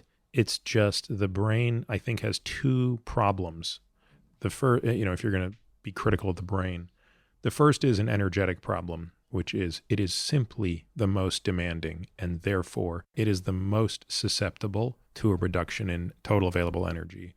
The brain weighs about 2% of our body weight and yet consumes about 20% of our total energy expenditure. So that's a grossly disproportionate amount of energy. And the second, by the way, would be the kidney, which, by the way, is the second organ we tend to see great ischemic. When we see hypoperfusion clinically, we see kidney damage and myocardial damage. Yes. So the more energy demanding the organ, the bigger the problem. And then the second issue with the brain is this seemingly over-reliance on oxidative phosphorylation without an anaerobic escape route. Yes, you are right on target. And this is what makes it so vulnerable. And this is why we see these changes more as cognitive deficit before all the tissues are really damaged or the brain itself. But as you continue with this process, as we just talked about, if downregulation of cytochrome oxidase reaches a certain level, cytochrome C is going to start releasing. There is this permeability change, goes out, and cells start dying. So it is the direction of causality is completely different from the amyloid ideas that the amyloid comes there because of the gene that is abnormal, and then it's creating these cascades that are leading to these changes. No, what we have is these problems with supply of oxygen that happen to the brain, and it's this high energetic demand, and they could be due to the circulation or it be due to a cardiac effect on the circulation. But unfortunately, the vascular hypothesis of dementia is not exclusionary, because you can have toxic insults that affect the mitochondria that will, for all physiological purposes, will do something similar to these cardiovascular insults. In other words, they're going to lead also to downregulation of cytochrome oxidase and your inability to use oxygen to generate energy. So that's why I have used that entry point into the system, because it is completely consistent with the vascular hypothesis of dementia, but it also provides room for other insults to the brain that are going to be reflected at that level. And it's only when they're reflected at that level that then they, because of this energetic demand, this vulnerability that you alluded to, that then this is going to lead to a cognitive. Why a cognitive problem and not something else? Because when we are engaged in these functions that I explained, these functions are not limited to one region of the brain. They are relied on interaction between different regions. So when you're reading something, that information goes to your visual system, but then if you're going to engage learning having to do with that, then would engage other systems. So the memory functions are more distributed. So when you have a more distributed metabolic insult, they're going to be affected. It's just like people know somebody may get a blow to the head, and then all of a sudden they may have retrograde amnesia. They may not remember what happened. They may not even remember who they are. And you may not see any significant level of structural or functional damage, but you affected the way the systems were interacted in a more global way.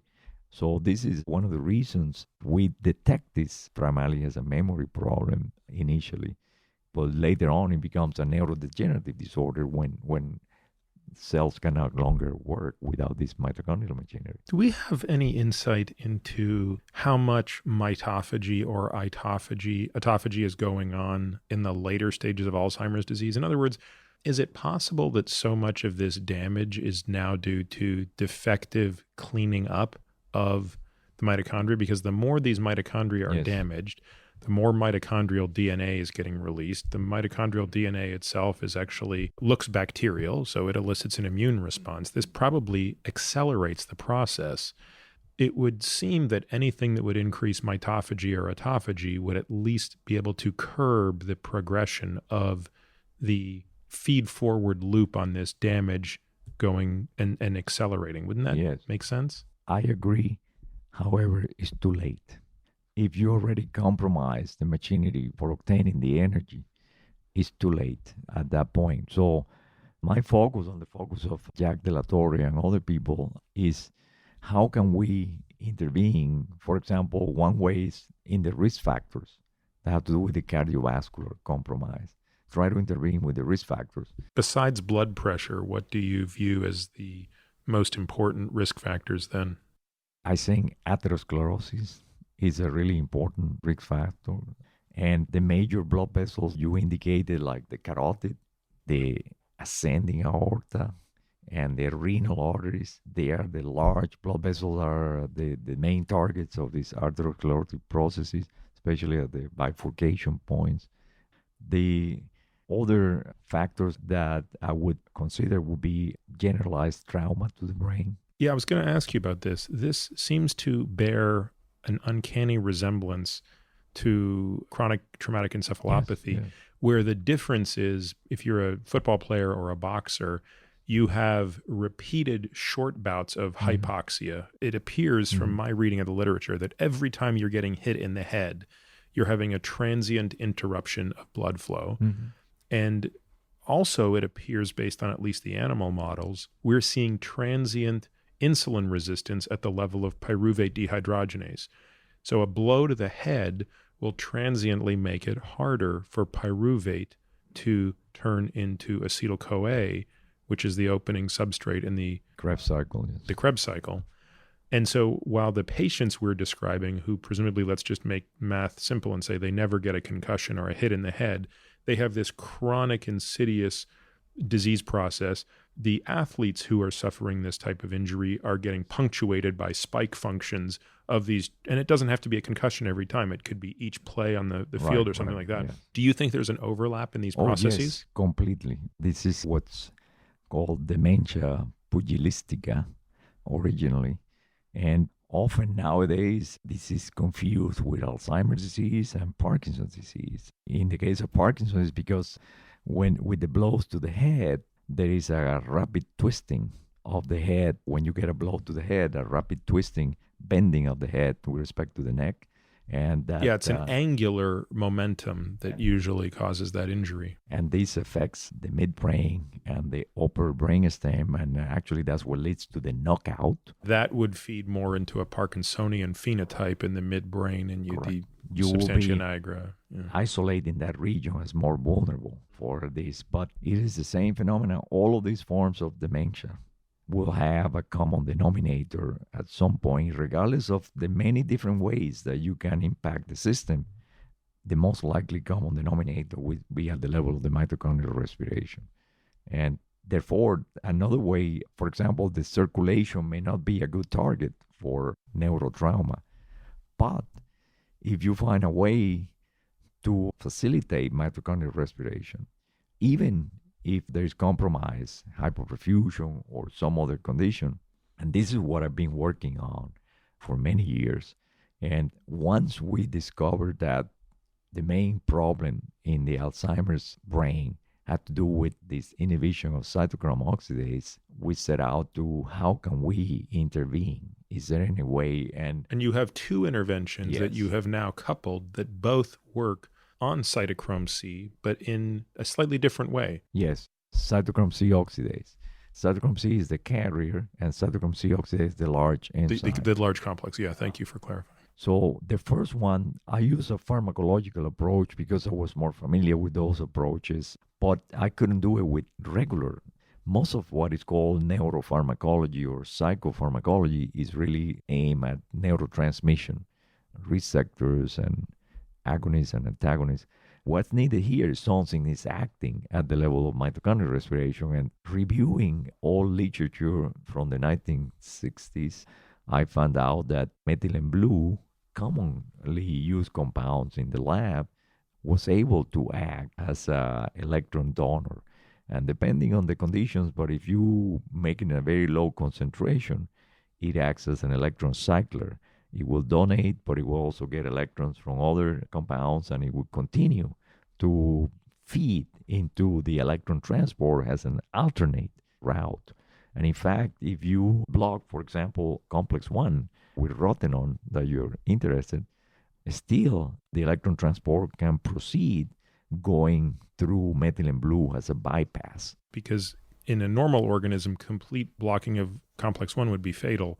You're saying with a high enough concentration of methylene blue, you can still get electrons past the bottleneck of complex 1. We can prevent in animal models degeneration.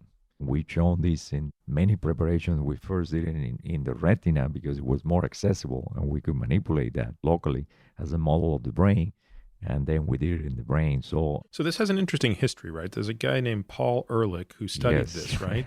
And the only reason I remember this is one of my heroes. Really? Yeah. Well, I read something that I love where expressions come from. And so there's an expression, balls to the wall, which means like going very, very fast all out. And most people don't realize, but it just refers to a governor in a train where the governor, the faster that the train was going, these balls that were hanging on, basically cables would move further and further out as the centrifugal force goes. And once they touch the wall, that's the mechanism that would regulate the speed and slow it down. But there's another expression that comes from Ehrlich's work, which is it a magic bullet? Magic bullet. And he referred to methylene blue as a magic bullet. And Paul Ehrlich, he worked in Berlin, Germany, and he was able to be part of a very progressive group at the time. And this was before World War II. This was in this is in the late 1800s, right? No, this is in the late 1800s. 1886, he was working on this, and he injected. At that time, it was the beginning of the Industrial Revolution, and the first thing in the Industrial Revolution that was developed were the textiles, being able to manufacture clothing. And one of the important things was the transition from using natural products for dyes to chemists developing synthetic dyes. And actually, Germany led this process, and methylene blue was one of these synthetic dyes, blue dye. And for many decades, it was the blue dye used in blue jeans and most of the other blue clothing. So one of the things that intrigued Paul Ehrlich was that he injected methylene blue, one of these new synthetic dyes, into a live rat. And then he dissected the animal. After killing the animal, he dissected the animal, and he found out that the methylene blue, this was a large concentration intravenous injection, was primarily staining nervous tissue, the brain and peripheral nervous tissue. So he created the concept there of a magic bullet. This is a chemical that, remember this in the 1880s, this is a chemical that I'm giving systemically, yet it is somehow finding its way to the nervous system, and it's becoming trapped there, as you can see by the stain. Later, this phenomenon was called supravital or vital staining, and it was exploited, for example, by Santiago Ramón y Cajal, one of my other heroes during this time. He referred to this as the Ehrlich reaction, to be able to stain nervous tissue when the animal was alive. But what does it mean, the animal being alive? The animal respiring, the animal using oxygen. So methylene blue, they didn't know this, but methylene blue has affinity for these redox reactions that are happening in a maximized way inside the mitochondrial in the electron transport chain. And especially at low concentrations, it becomes trapped for periods of hours inside mitochondria. It can work as a mitochondrial stain. Does it become toxic at a high? What does the toxicity look like at a higher dose? At a higher dose, instead of acting as an electron cycler, it actually replaces oxygen. it competes with oxygen. You remember that I told you oxygen was the one that was taking the electrons. So you wanted to have it in a low concentration that is giving electrons and taking electrons at the same rate. But you're saying at a higher dose, it becomes a proton Little, acceptor. little, yes, because it competes with oxygen and it oxidizes the tissues. And actually, that was in part the first application that Ehrlich found for methylene blue. So that's interesting because the only time, obviously, that I've ever seen it used is for treating methemoglobinemia Yes. in the emergency room. So Yes. if someone is exposed to carbon monoxide, acutely or even chronically over a long enough period of time, this basically breaks it apart. So there you actually want it to sort of outcompete oxygen a little bit, right? Is that what's happening there? Yes. No, what is happening there in the carbon monoxide occupies in the heme molecule, the pocket where normally oxygen That's right. So binds. you actually want it a to, competitor you want it to get the carbon monoxide out. that will displace it. And methylene blue will do that. But because you do this infusion, so methylene blue can be used to prevent or rescue you from methemoglobinemia, this inability to bind the oxygen, but a higher concentration it induces methemoglobinemia, Yes. the same compound. So this is typical of all of these redox chemicals that I studied. They have this, They have bimodal functional yes, points. we call this biphasic dose response or hormetic dose responses.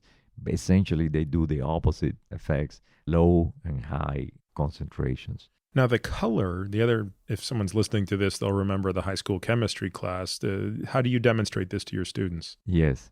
Well, when you add the powder of methylene blue into water, the water becomes very blue. And then if you use a reducing agent, and I use vitamin C, ascorbic acid, because it's a effective reducing agent, but it's harmless. When the methylene blue is reduced, it becomes transparent. Reducing meaning it's accepting protons. Yes, it's no longer acting as oxygen. So then you'll turn that vial clear. Clear. And this is then you refer to it as leuco-methylene blue. Leuco actually comes from the same root like leukocytes, the white blood cells. Yes. So you call it the leuco-methylene blue. That refers to the methylene blue being in the reduced state as opposed to the oxidized state that is the blue. So methylene blue had major advantages, but one of the cosmetic disadvantage is that once it goes through this process that I explained, that becoming trapped, that was discovered by Ehrlich, of becoming trapped in the nervous tissue, so it has affinity for nervous tissue inside mitochondria, eventually it goes back into the circulation. It takes a half-life of about 12 hours with a dose that is a low dose that produces this redox benefit. So it concentrates in the urine, in the bladder. And actually here in the U.S., for decades before the antibiotics were available, if you had a urinary bladder infection, you took methylene blue pills. The methylene blue pills will start increasing the concentration of methylene blue inside the bladder until it became a pro-oxidant while it was there, and it eliminated any bacteria or virus in a non-specific manner. And it was a very effective, more effective way to eliminate urinary bladder infection. For example, in older people that have chronic problems, that they go through round after round of antibiotics that debilitate them or create resistance, you could use methylene blue. And is it because the methylene blue would, at a dose that was not toxic to the human, once it concentrates in the bladder, it increases its concentration and therefore is toxic to the organism? It will become oxidative and then will be toxic for the bacteria. So is it a ROS-induced injury to the bacteria then? Correct. So you're basically going after the mitochondria of the bacteria. Yes. Yes, it does the opposite, but it does it to the microorganisms that are inside the bladder that are producing the infection. So it has the potential to do this in other situations, but here naturally concentrates there.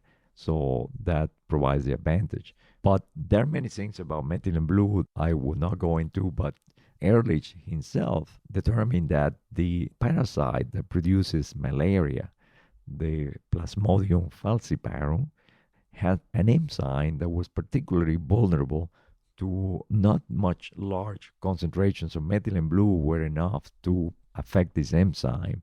So methylene blue became the first, and for a long time, the only treatment for malaria. And this was a major breakthrough in medical research, was in fact the first synthetic chemical used for a medicinal application in the history of medicine and pharmacology was methylene blue. And all of the first synthetic medicines were derivatives of methylene blue, including in particular the late 1940s, early 1950s, the development of chlorpromazine, the first psychopharmacological agent that was used for psychosis, or what we call now schizophrenia. In those days, they would call it dementia precoce, because they were thinking that it was the same kind of dementia that was happening in the older people, happening in the young people. Now we make a separation between dementia and schizophrenia. But chlorpromazine is a methylene blue derivative, and in fact, there are reports as far as 1930s of physicians giving methylene blue mixes. The problem was that in the original way that methylene blue was synthesized for textiles, there were a lot of intermediary products as a result of the synthesis, and some of these were likely chlorpromazine. So they were seeing antipsychotic effects from giving these methylene blue preparations, as I found reports in the 1930s and 1940s. And then it was picked up by pharmaceutical company, and by the end of the 1940s, they developed chlorpromazine as the first antipsychotic medication, and that would change completely the face of psychiatry. And it may have just been simply a chemical contaminant / intermediary contaminant within the from the formulation of for methylene the synthesis. blue. So they thought the benefit was methylene blue. It was actually from a byproduct within. And they discovered what the byproduct was. Which is such a great story of chemistry in general, right? How easy it is to be fooled by something that, seemingly makes sense. Now, today, the only FDA indication, to my knowledge, for methylene blue is methemoglobinemia. Is that correct? Yes. I mean, there's clinical trials that are going on to study this in Alzheimer's disease. Yeah, let me clarify that, because what happened is that methylene blue was being available for 120 years plus.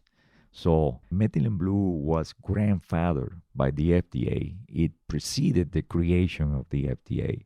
So the FDA has not been able to resolve well how they deal with these grandfather drugs. Being the first synthetic drug available, so it was used for many things. I'm not going to go into all of them, but malaria was probably the most important one, until some Spanish and French explorers in South America discovered from the bark of the tree quinine, and then that happened, and it became the next generation after methylene blue.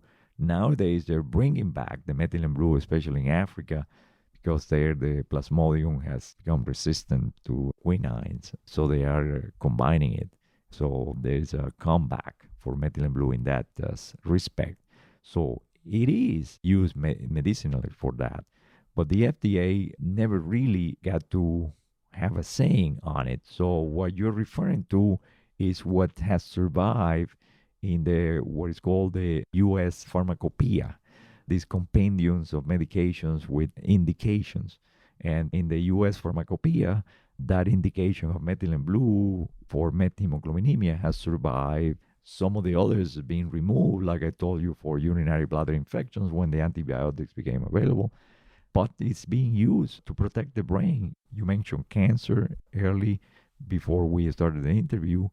Many of the drugs that are used for chemotherapy have side effects that affect the brain, in particular mitochondrial respiration. So methylene blue given before or during chemotherapy interventions have been found to be life-saving. One example is one called ifosfamide. So ifosfamide-induced encephalopathy happens in this chemotherapy, and there are many papers on this. However, the problem is the FDA will not acknowledge these uses because there is no pharmaceutical company who is bringing these materials. I guess this is sort of an impossible situation to understand, because the FDA can't really consider the approval for an agent or a use without an investigational new drug filing, an IND. Oh, yes. There is no IND, I assume, for methylene blue because there's no economics in methylene blue. Yeah, there is no company that wants to invest because it's not patentable. They cannot protect with a patent. So anybody can manufacture methylene blue and prescribe it or use it. In some countries like Canada, it's freely available. Here in the US, it's unclear what its status is, but you can get it through the internet. The problem is there are two problems. One, you have different purities. So you have at least 3 categories of purities for methylene blue. The one that should be used in humans, like in the emergency room, is the so-called pharmaceutical quality, or in the US we call USP grade. The Europeans have a similar, but the one in the USP is actually more restringent than the European methylene blue. Then there is chemical quality that is used in laboratory for staining. But that can go, for example, the one produced by Sigma has about 15% impurities. It should not be given to live animals or humans, and is readily available. So I always want to warn against that. And in many experiments with animals, they use that Sigma product. So we don't know if we're confounding the results of the experiments with the impurities. And the impurities are very toxic. It has lead, it has mercury, it has cadmium, it has a number of neurotoxic impurities. And then the other one is even less pure, is the industrial. Color the genes. To color the blue genes and other things. And that is even more than 15% impurity, and nobody knows for sure. Now, there was a company in Scotland several years ago that ran a compound, LMTM, and the trial, which was announced, results of this trial were announced about 2 years ago, and it was a big hoopla because the study, which I went back and skimmed the other day because I knew I was hoping we would talk about this. The study basically took patients in early stages of dementia, randomized them to various interventions, but one of them was this agent, this LMTM, which they described as a methylene blue derivative. I don't know how far a derivative it was. It might have been not much of a derivative. It's essentially, you remember when I told you I added ascorbic acid and reduced methylene blue? So they done something like this. They have reduced methylene blue, but they don't use the name methylene blue. They use the name of methylthioninium chloride, which is a more chemical name. And that's where the MT comes. And then the L is for the leuco. Because it's clear, it comes in its reduced form. That's the form that is in the pill. As soon as it's in the body, it's oxidized. Yeah, it starts these redox cycles. And those patients did void blue. Oh, yes. So it is clear that it's doing the redox cycles.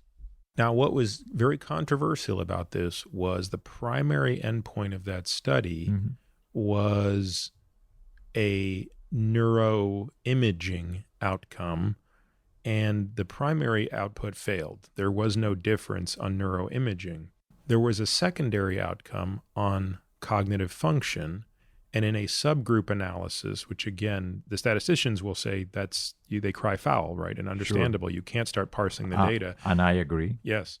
But the argument was the subset in which this benefit was seen, which was about 15%, and if I recall, it was only patients that received the LMTM in monotherapy. So what we don't know, unfortunately, because this to me left a lot of questions unanswered, right? It certainly suggested there's something going on with methylene blue. But are we being misled because the combination of methylene blue with other drugs obfuscates the results? Yes, I think that's the most likely. It is the most. You think that's the most likely explanation? Oh, yes. However, let me clarify. These individuals have never presented methylene blue or understood methylene blue from the point of view that are being presented to you as a metabolic enhancer, or it could be metabolic poison too, but in low concentrations, the right dose, the low concentrations as a metabolic enhancer acting on the mitochondrial respiration, they have been presenting these as an anti-tau medication. That's correct. The entire company, whose name I forget now. Yes, called Tau. It had Tau in the name. Tau X. Yeah. That's the other thing that interested me, which was... The hypothesis is completely wrong. They might have backed into something interesting, potentially. Yes, and I say this here publicly. It is unfortunate that they have done this way because they are undermining the potential benefits of methylene blue. The biochemist who is behind the hypothesis I'm not going to name, he found that in vitro, at relatively large concentrations, based on what I'm telling you about mitochondrial respiration, it prevented the phosphorylation and agglutination of tau in vitro. So they then infer, oh, this is an anti-tau agent. If you test methylene blue with immediate different compounds, depending on the concentration of methylene blue, because it has reducing or an oxidating action, it will interfere with all kinds of phenomena. There's nothing specific about methylene blue. This may be true, and unrelated. Its effect on tau, whether correct or incorrect, may not actually matter. And not only that, the effect is dose dependent. In other words, in vitro, the more concentration of methylene blue the more you interfere with the tau aggregation. In other words, you don't see this bimodal dose response. No, because they were actually working on the high end of concentration. So does that mean they weren't even looking to see what the toxicity was in the mitochondria when they did the initial work? They did some later work to address this when they wanted to move this to the FDA. But the point is, in the first studies from this group, the most effective dose was the lowest dose. And it was in the monotherapy group. This was before that study. Oh, okay. Before that study that you're citing. Oh, this is the phase 2. That was the first study. In the first study, they found some effect with a very low dose. And in the higher doses that would approximate these anti-tau effects, they found no effects. And they turned this around in such a way that in one of the papers published in the Journal of Alzheimer's Disease, that a friend of mine is the editor, they claim that actually the highest dose, there was a problem with absorption, and it was really a low dose. And the lowest dose was more easily absorbed, and it was really then the high dose.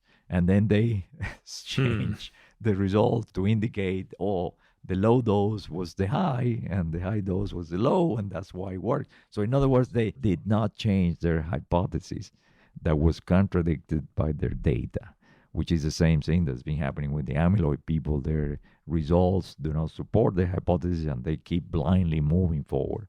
So now what you explained was because they have difficulties getting a patent for this compound, they created this reduced version of methylene blue and did similar studies.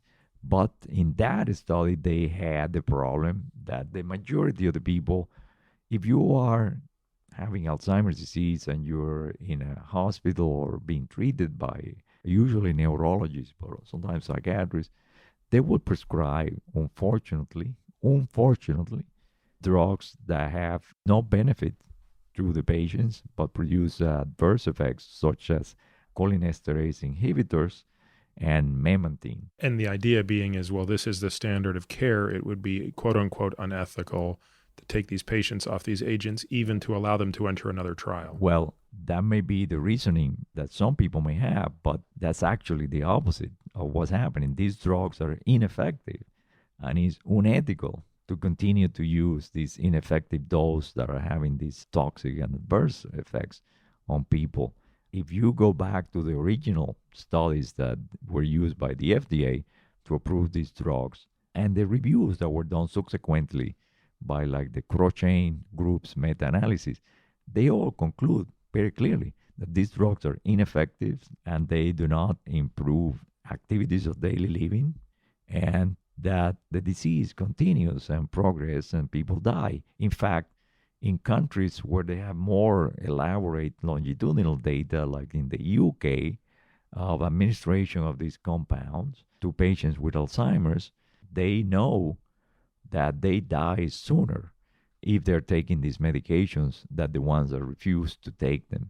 And the UK made an attempt. In fact, they banned these compounds because they had evidence base that not only they were ineffective, but they were counterproductive. And within a year, the public demanded to the politicians, because if they're used in the US, they must be beneficial.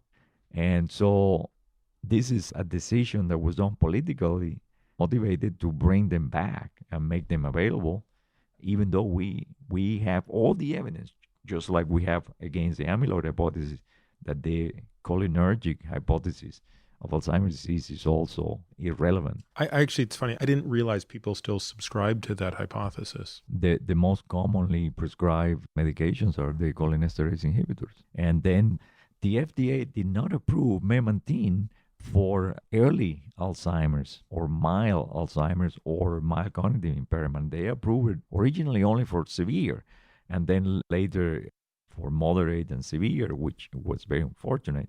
The memantine is preventing some of the excitotoxicity that is damaging those hippocampal cells. But essentially what you're doing when you do that, you are rescuing from dying a cell that is functionally incompetent. Yeah, so indirectly, which is interesting because there was a study that came out about a month and a half ago on memantine, and I remember, this is obviously not my field of expertise, so my level of knowledge in the literature is so much less than other areas. But the problem with that could be that you're actually rescuing a cell that's going to go on to send a signal that could cause more damage down the line. It is completely counterproductive, and it's based on the pathology oriented, that you can see more of these neurons there when the people die. But it's not a functional assay. In other words, it's a neuropathological, which there's value in these things, but it sounds like the real overarching challenge here is triangulating between neurobiology, anatomy, functional signaling, and then, of course, ultimately clinical outcomes matter more than any of these other things in the end. I agree. And that's what should direct all of this in the first place, and it's not what's happening. Now, I know this is a little outside of the work you do, but do you have a point of view on the recent excitement around herpes simplex virus 1? Have you followed that discussion? No, I don't have a good point of view. What I can tell you is we found another way to try to intervene with mitochondrial respiration using light, in particular infrared light that can go through the tissues. And the photons in the near infrared light are absorbed by cytochrome oxidase. It turns out that cytochrome oxidase, that's the name cyto cell, but chrome color, is because of it absorbs certain wavelengths and it reflects others. So it's the chemical in the cell that gives color to the cell. And this property of photonic absorption we have used in conjunction with laser delivery of near-infrared light transcranially through the forehead as a source of photons that actually photooxidizes cytochrome oxidase. And by doing that, the enzyme has more affinity. That's the conformation of the enzyme that has more affinity to oxygen, for oxygen consumption. Yeah, I just pulled out a picture that we'll make sure we link to in the show notes that comes from one of your papers, actually, where it shows in the same figure a close section of the mitochondria, and you can see the effective methylene blue and also the effective near-infrared light. Now, it strikes me as interesting that you can get the wavelength just right because you have to be able to get through not just the tissue, but the skull itself. Actually, the skull is less of a problem. It's easier to because it's porous, because of the bony matrix, or because there is less circulation through it. One of the big chromophores that we have is hemoglobin. I see. So hemoglobin can absorb and reflect much of this light before it actually reaches the neurons. So what we try to do is we move away from this peak of absorption, so oxy and deoxyhemoglobin, to one that is still can be absorbed by cytochrome oxidase. So how many nanometers then? We use 1064 nanometers wavelength, so around 1,000, which is a wavelength that is not very well studied in biochemistry. Most of the spectrophotometers in biochemistry, they do not go all the way to 1,000. Yeah, they're in the hundreds usually. Yes, they usually end 300 to 800 or something to that effect. But the longer the wavelength, the more it penetrates to the tissues. How do we know how safe that is? I'm sure somebody listening to this is going to say, Wait, that sounds like microwaving my brain. Like how No, of no. course it's a different wavelength. Yes. No, I understand. But as the sort of lay person, this sounds Yeah. very scary, right? Yeah, microwaves move in the other direction, but the longer the wavelength, the less energy they carry, so the less they can penetrate. So they cannot really penetrate inside atoms like the ones that have short wavelengths. But they are good enough to penetrate to the tissues, not very deep, and only about 1 to 2%, if we do it transcranially through the head, actually goes through to the surface of the cerebral cortex. Once in the cerebral cortex, the white matter is also a barrier. So the effect of the photons is primarily in the gray matter layer of the cerebral cortex. And what it does is you donating these photons to the electron transport. So you're bypassing the electron donors. The photons are not identical to electrons, but they act in the similar way in the electron transport. So the photons and the electrons are very similar. The difference is that the electron carry a very small mass. The photon essentially do not have mass. And by providing photons to the electron transport, you keep the electron transport going because these enzymes engage in the redox changes. And the more photons you send to cytochrome oxidase, the more of the enzyme quickly goes to the oxidized conformation. And that oxidized conformation is the one that has more affinity to bind oxygen. But I don't understand, how is this actually making its way systemically to the brain through a transcranial stimulation? When you aim through, for example, the forehead, it goes through the tissue and reaches the surface of the cerebral cortex. And that's how it makes its way. It's a more localized, it's different from, it's not a systemic administration like methylene blue. And is it enough to just be able to hit the frontal cortex to create a clinical improvement without impacting the mitochondrial function deeper in the midbrain or lower part of the cortex? To create a functional improvement, we don't know yet about clinical. Especially, I would not say that in somebody with the degree of atrophy that many of the Alzheimer's patients have, we're going to have enough substrate there to be able to stimulate and reverse the disease. So this will have to be tested with clinical population. Are there clinical trials that are going to be looking at this near-infrared light strategy combined with methylene blue? No, not combined. You don't think of these as synergistic? You'd consider these separate approaches? Yeah, I consider them separate approaches. The reason for this is the following. Methylene blue can accept these photons. Ah, of course. That makes sense. Yeah. And this is actually used nowadays. For example, dermatologists, if you have a melanoma, a cancer in your skin, or any other lesion, they can inject methylene blue into that region, and then they just shine light, and the light concentrates the light into methylene blue, and the methylene blue oxidizes. You had that Ross reaction, the same thing correct, that you see in the bladder. and it kills those cells there. And this is called photodynamic therapy. It has many applications because if you have a virus that you have no other way to kill, you can always kill it this way. So this is happening. Even people don't know methylene blue is injected into blood that is used for transfusion so that you can then treat this blood with these bright lights and by photodynamic therapy kill viruses like the HIV virus or the herpes. Is there a difference between giving the methylene blue orally versus intravenously? For this purpose specifically? Yes. The intravenous one, the first target will be the blood cells. So you have to be more careful with the concentration because you don't want to promote the methemoglobinemia. In other words, to compete with oxygen. Yeah. So it seems safer to administer orally. Yes. The oral administration produces slower release and in low concentration is very safe. And is, like I say, it's being done in thousands and thousands of people for malaria. And it's studies that are being published in the last few years have primarily give it to children in Africa for killing the parasites.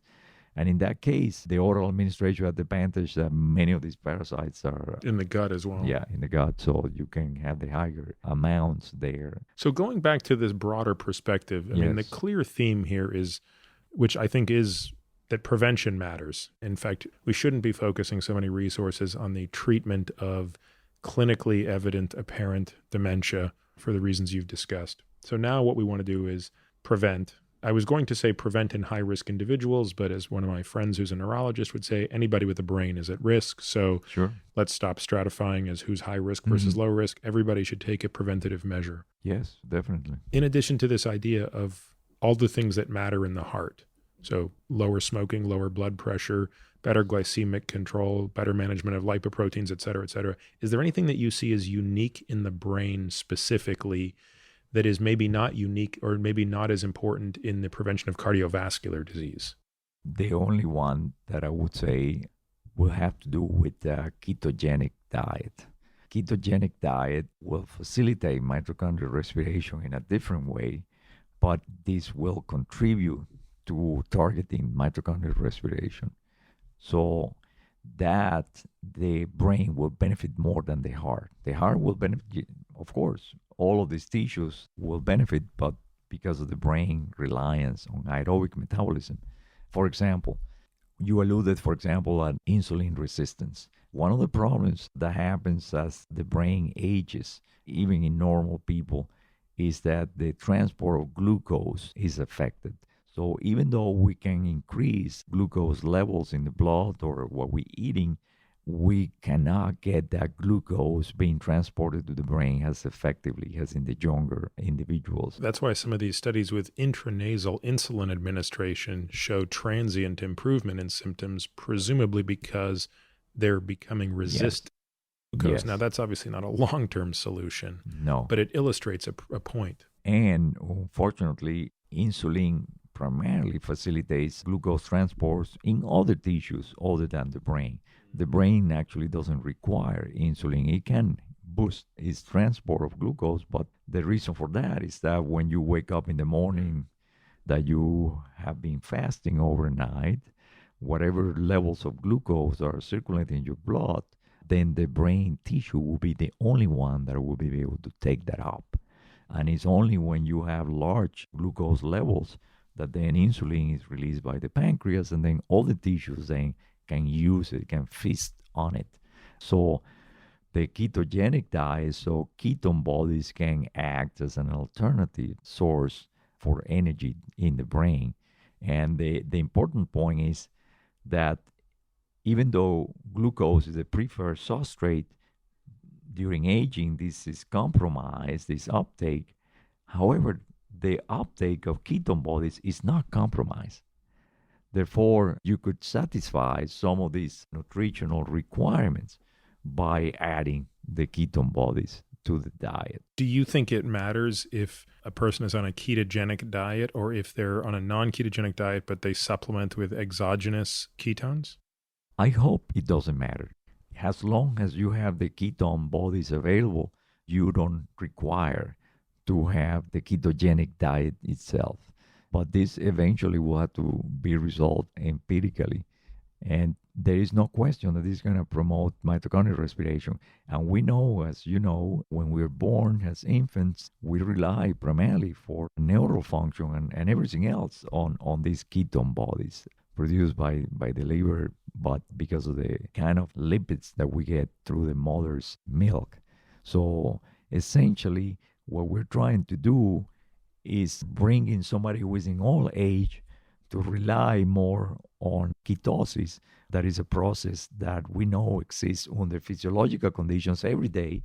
If we go beyond 12, 14 hours without eating, we start generating this. But it's something that we know in infancy is the primary source for the brain. I didn't realize that. Is that more a result of their livers not being able to release enough glycogen via glucose and hepatic glucose output? I mean, I know they have a very high demand for energy. Yes. Can you measure the ketone in their blood? Yes, but it is because of the source of food that they're taking. I see. So they're basically getting medium chain triglycerides through the milk.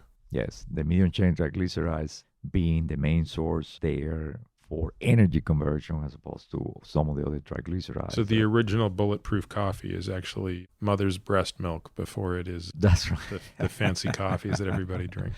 Yes. So I do believe that that's another alternative. So in essence, you could potentially have pharmacological interventions that address mitochondrial respiration, but they will not have to be classic pharmacology like neurotransmitter-based pharmacology. There will be more of a metabolic pharmacology. You can have near-infrared light by providing this photonic stimulation. However, that one is targeted. It's not systemic, like you pointed out. So one will have to find the target. Luckily, the forehead is more accessible. We don't have hairs, and we can target that prefrontal cortex that shows the initial cognitive difficulties as people become older.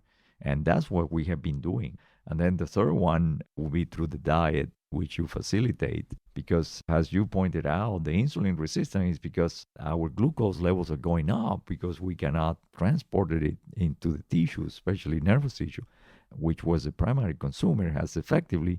And then we have these high levels of glucose for longer times. So there's more insulin that is being released, and then this desensitizes the receptors. So there is a natural development of metabolic syndrome as we grow old because of this phenomenon. This manifests itself then has less substrate for energy for the brain, and then you have a cognitive decline accelerated associated with obesity and hypertension and this insulin resistance. So it's all part of the same age-related picture. And probably people eat more because they are trying to make up for this lack of energy that the brain is consuming. And if any organ is more liable to influence our eating behavior, it will be the neural tissue. That's such an interesting thought because I've always believed, as you've suggested, that I think our appetite is driven by fundamentally important physiologic processes, and starvation would be the most important among them. And starvation in the modern world doesn't look like starvation in the prehistoric world. Starvation in the modern world can be in the presence of obesity, because we're not talking about the obvious, we're talking about the cellular level. And so if cellular metabolism is deficient, which is often the case in insulin resistance, an individual can be functionally starving, and that can drive it. Now, I've always thought about it through the lens of the liver, but you're making an argument that says there's also a central starvation that could be also driving these repetitive changes. Yes, but there are also peripheral components, like you say. For example, the case of the obese. An individual that has obesity will, by almost definition, will have downregulated the ketogenesis. The ketogenesis enzyme will not be upregulated unless you're consuming your own fat. And these are trainable enzymes, like inducible as well. So if you don't go through periods of fasting, you cannot elevate these enzymes. So somebody who is obese and suddenly stops eating is starved, because his body cannot. It doesn't have the metabolic. In the presence of hyperinsulinemia, it is a very painful transition into fasting. You cannot use your body fat to feed, especially the brain, which is the first one that is going to give you these signs and symptoms. So the first thing that somebody has to do is start out by having a periodic periods of fasting that, in my own case, I do it once a week, usually between Friday and Saturday. I fast for at least 14 or 16 hours. You know, it's not difficult to do. If you have an early meal and then a late brunch, you will have significant fasting, and you can accelerate that process by consuming some of the circulating glucose if you do a workout that morning. So by doing that, I am allowing my body to build up these ketogenic enzymes. And therefore, then during a regular day in the week, if I don't eat anything between meals, I don't feel hungry because I can consume my own body fat. And people who are obese cannot do that. They don't have the biochemical machinery to do it. So I believe that's probably the third way of approaching this problem. If those three things could be used, And like I say, it may not be possible to combine some of them. Like I will have to empirically determine how much methylene blue one can have systemically so that to not produce a photodynamic effect when I do transcranial laser stimulation. We hope in the future we may be able to do this with LEDs. Right now, with the LEDs are commercially available, we haven't been able to find the results that we get, but we are investing time in trying to change this so it will be safer and cheaper to do. So right now, the only ones. So my bioengineering colleagues has been able to collaborate with me and develop a device that we can transcranially do imaging with near-infrared spectroscopy and actually measure the concentrations of oxidized cytochrome oxidase in vivo in the human brain. And we published that last year. And this allows us to directly have a measurement that we are indeed engaging our target. And this also will allow us to find what is the optimal dose response for that particular brain. Because like you indicated, different people have different heads and the transmission would not be equivalent. So this is what we're doing. And so we have obtained 3 major grants for doing this with the bioengineering group in the Dallas area. For example, Professor Hanley Liu, we are doing the development of these devices to monitor the physiological changes. And this is a grant by NIH that is called the Brain Initiative Program. And then here with my colleague Adriana Halley, we have a grant from the National Institute of Aging to test this transcranial near-infrared light in older people and people with mild cognitive impairment. And then the third has been a benefactor who's giving us large amounts of money so that we can pursue this line of work with the transcranial lasers. And I can show you the endorsement from some of the people in the field. Oh, yeah. I'll take a picture of this and we'll put this on. In fact, it was actually Jack who directed me to speak with you maybe 6 months ago. This is exciting. You know, I want to add one other thought to this, which is I hope that if somebody's listening to this who's involved in traumatic brain injury, that someone ought to look into a clinical trial of using methylene blue as a rescue agent during periods of traumatic injury, because again, mechanistically, it's at least plausible that you could salvage and rescue some of the transient insult and the damage that goes through that. And again, there's another example of a disease for which we don't seem to have any solution other than the obvious, which is avoidance of the injury, the insult.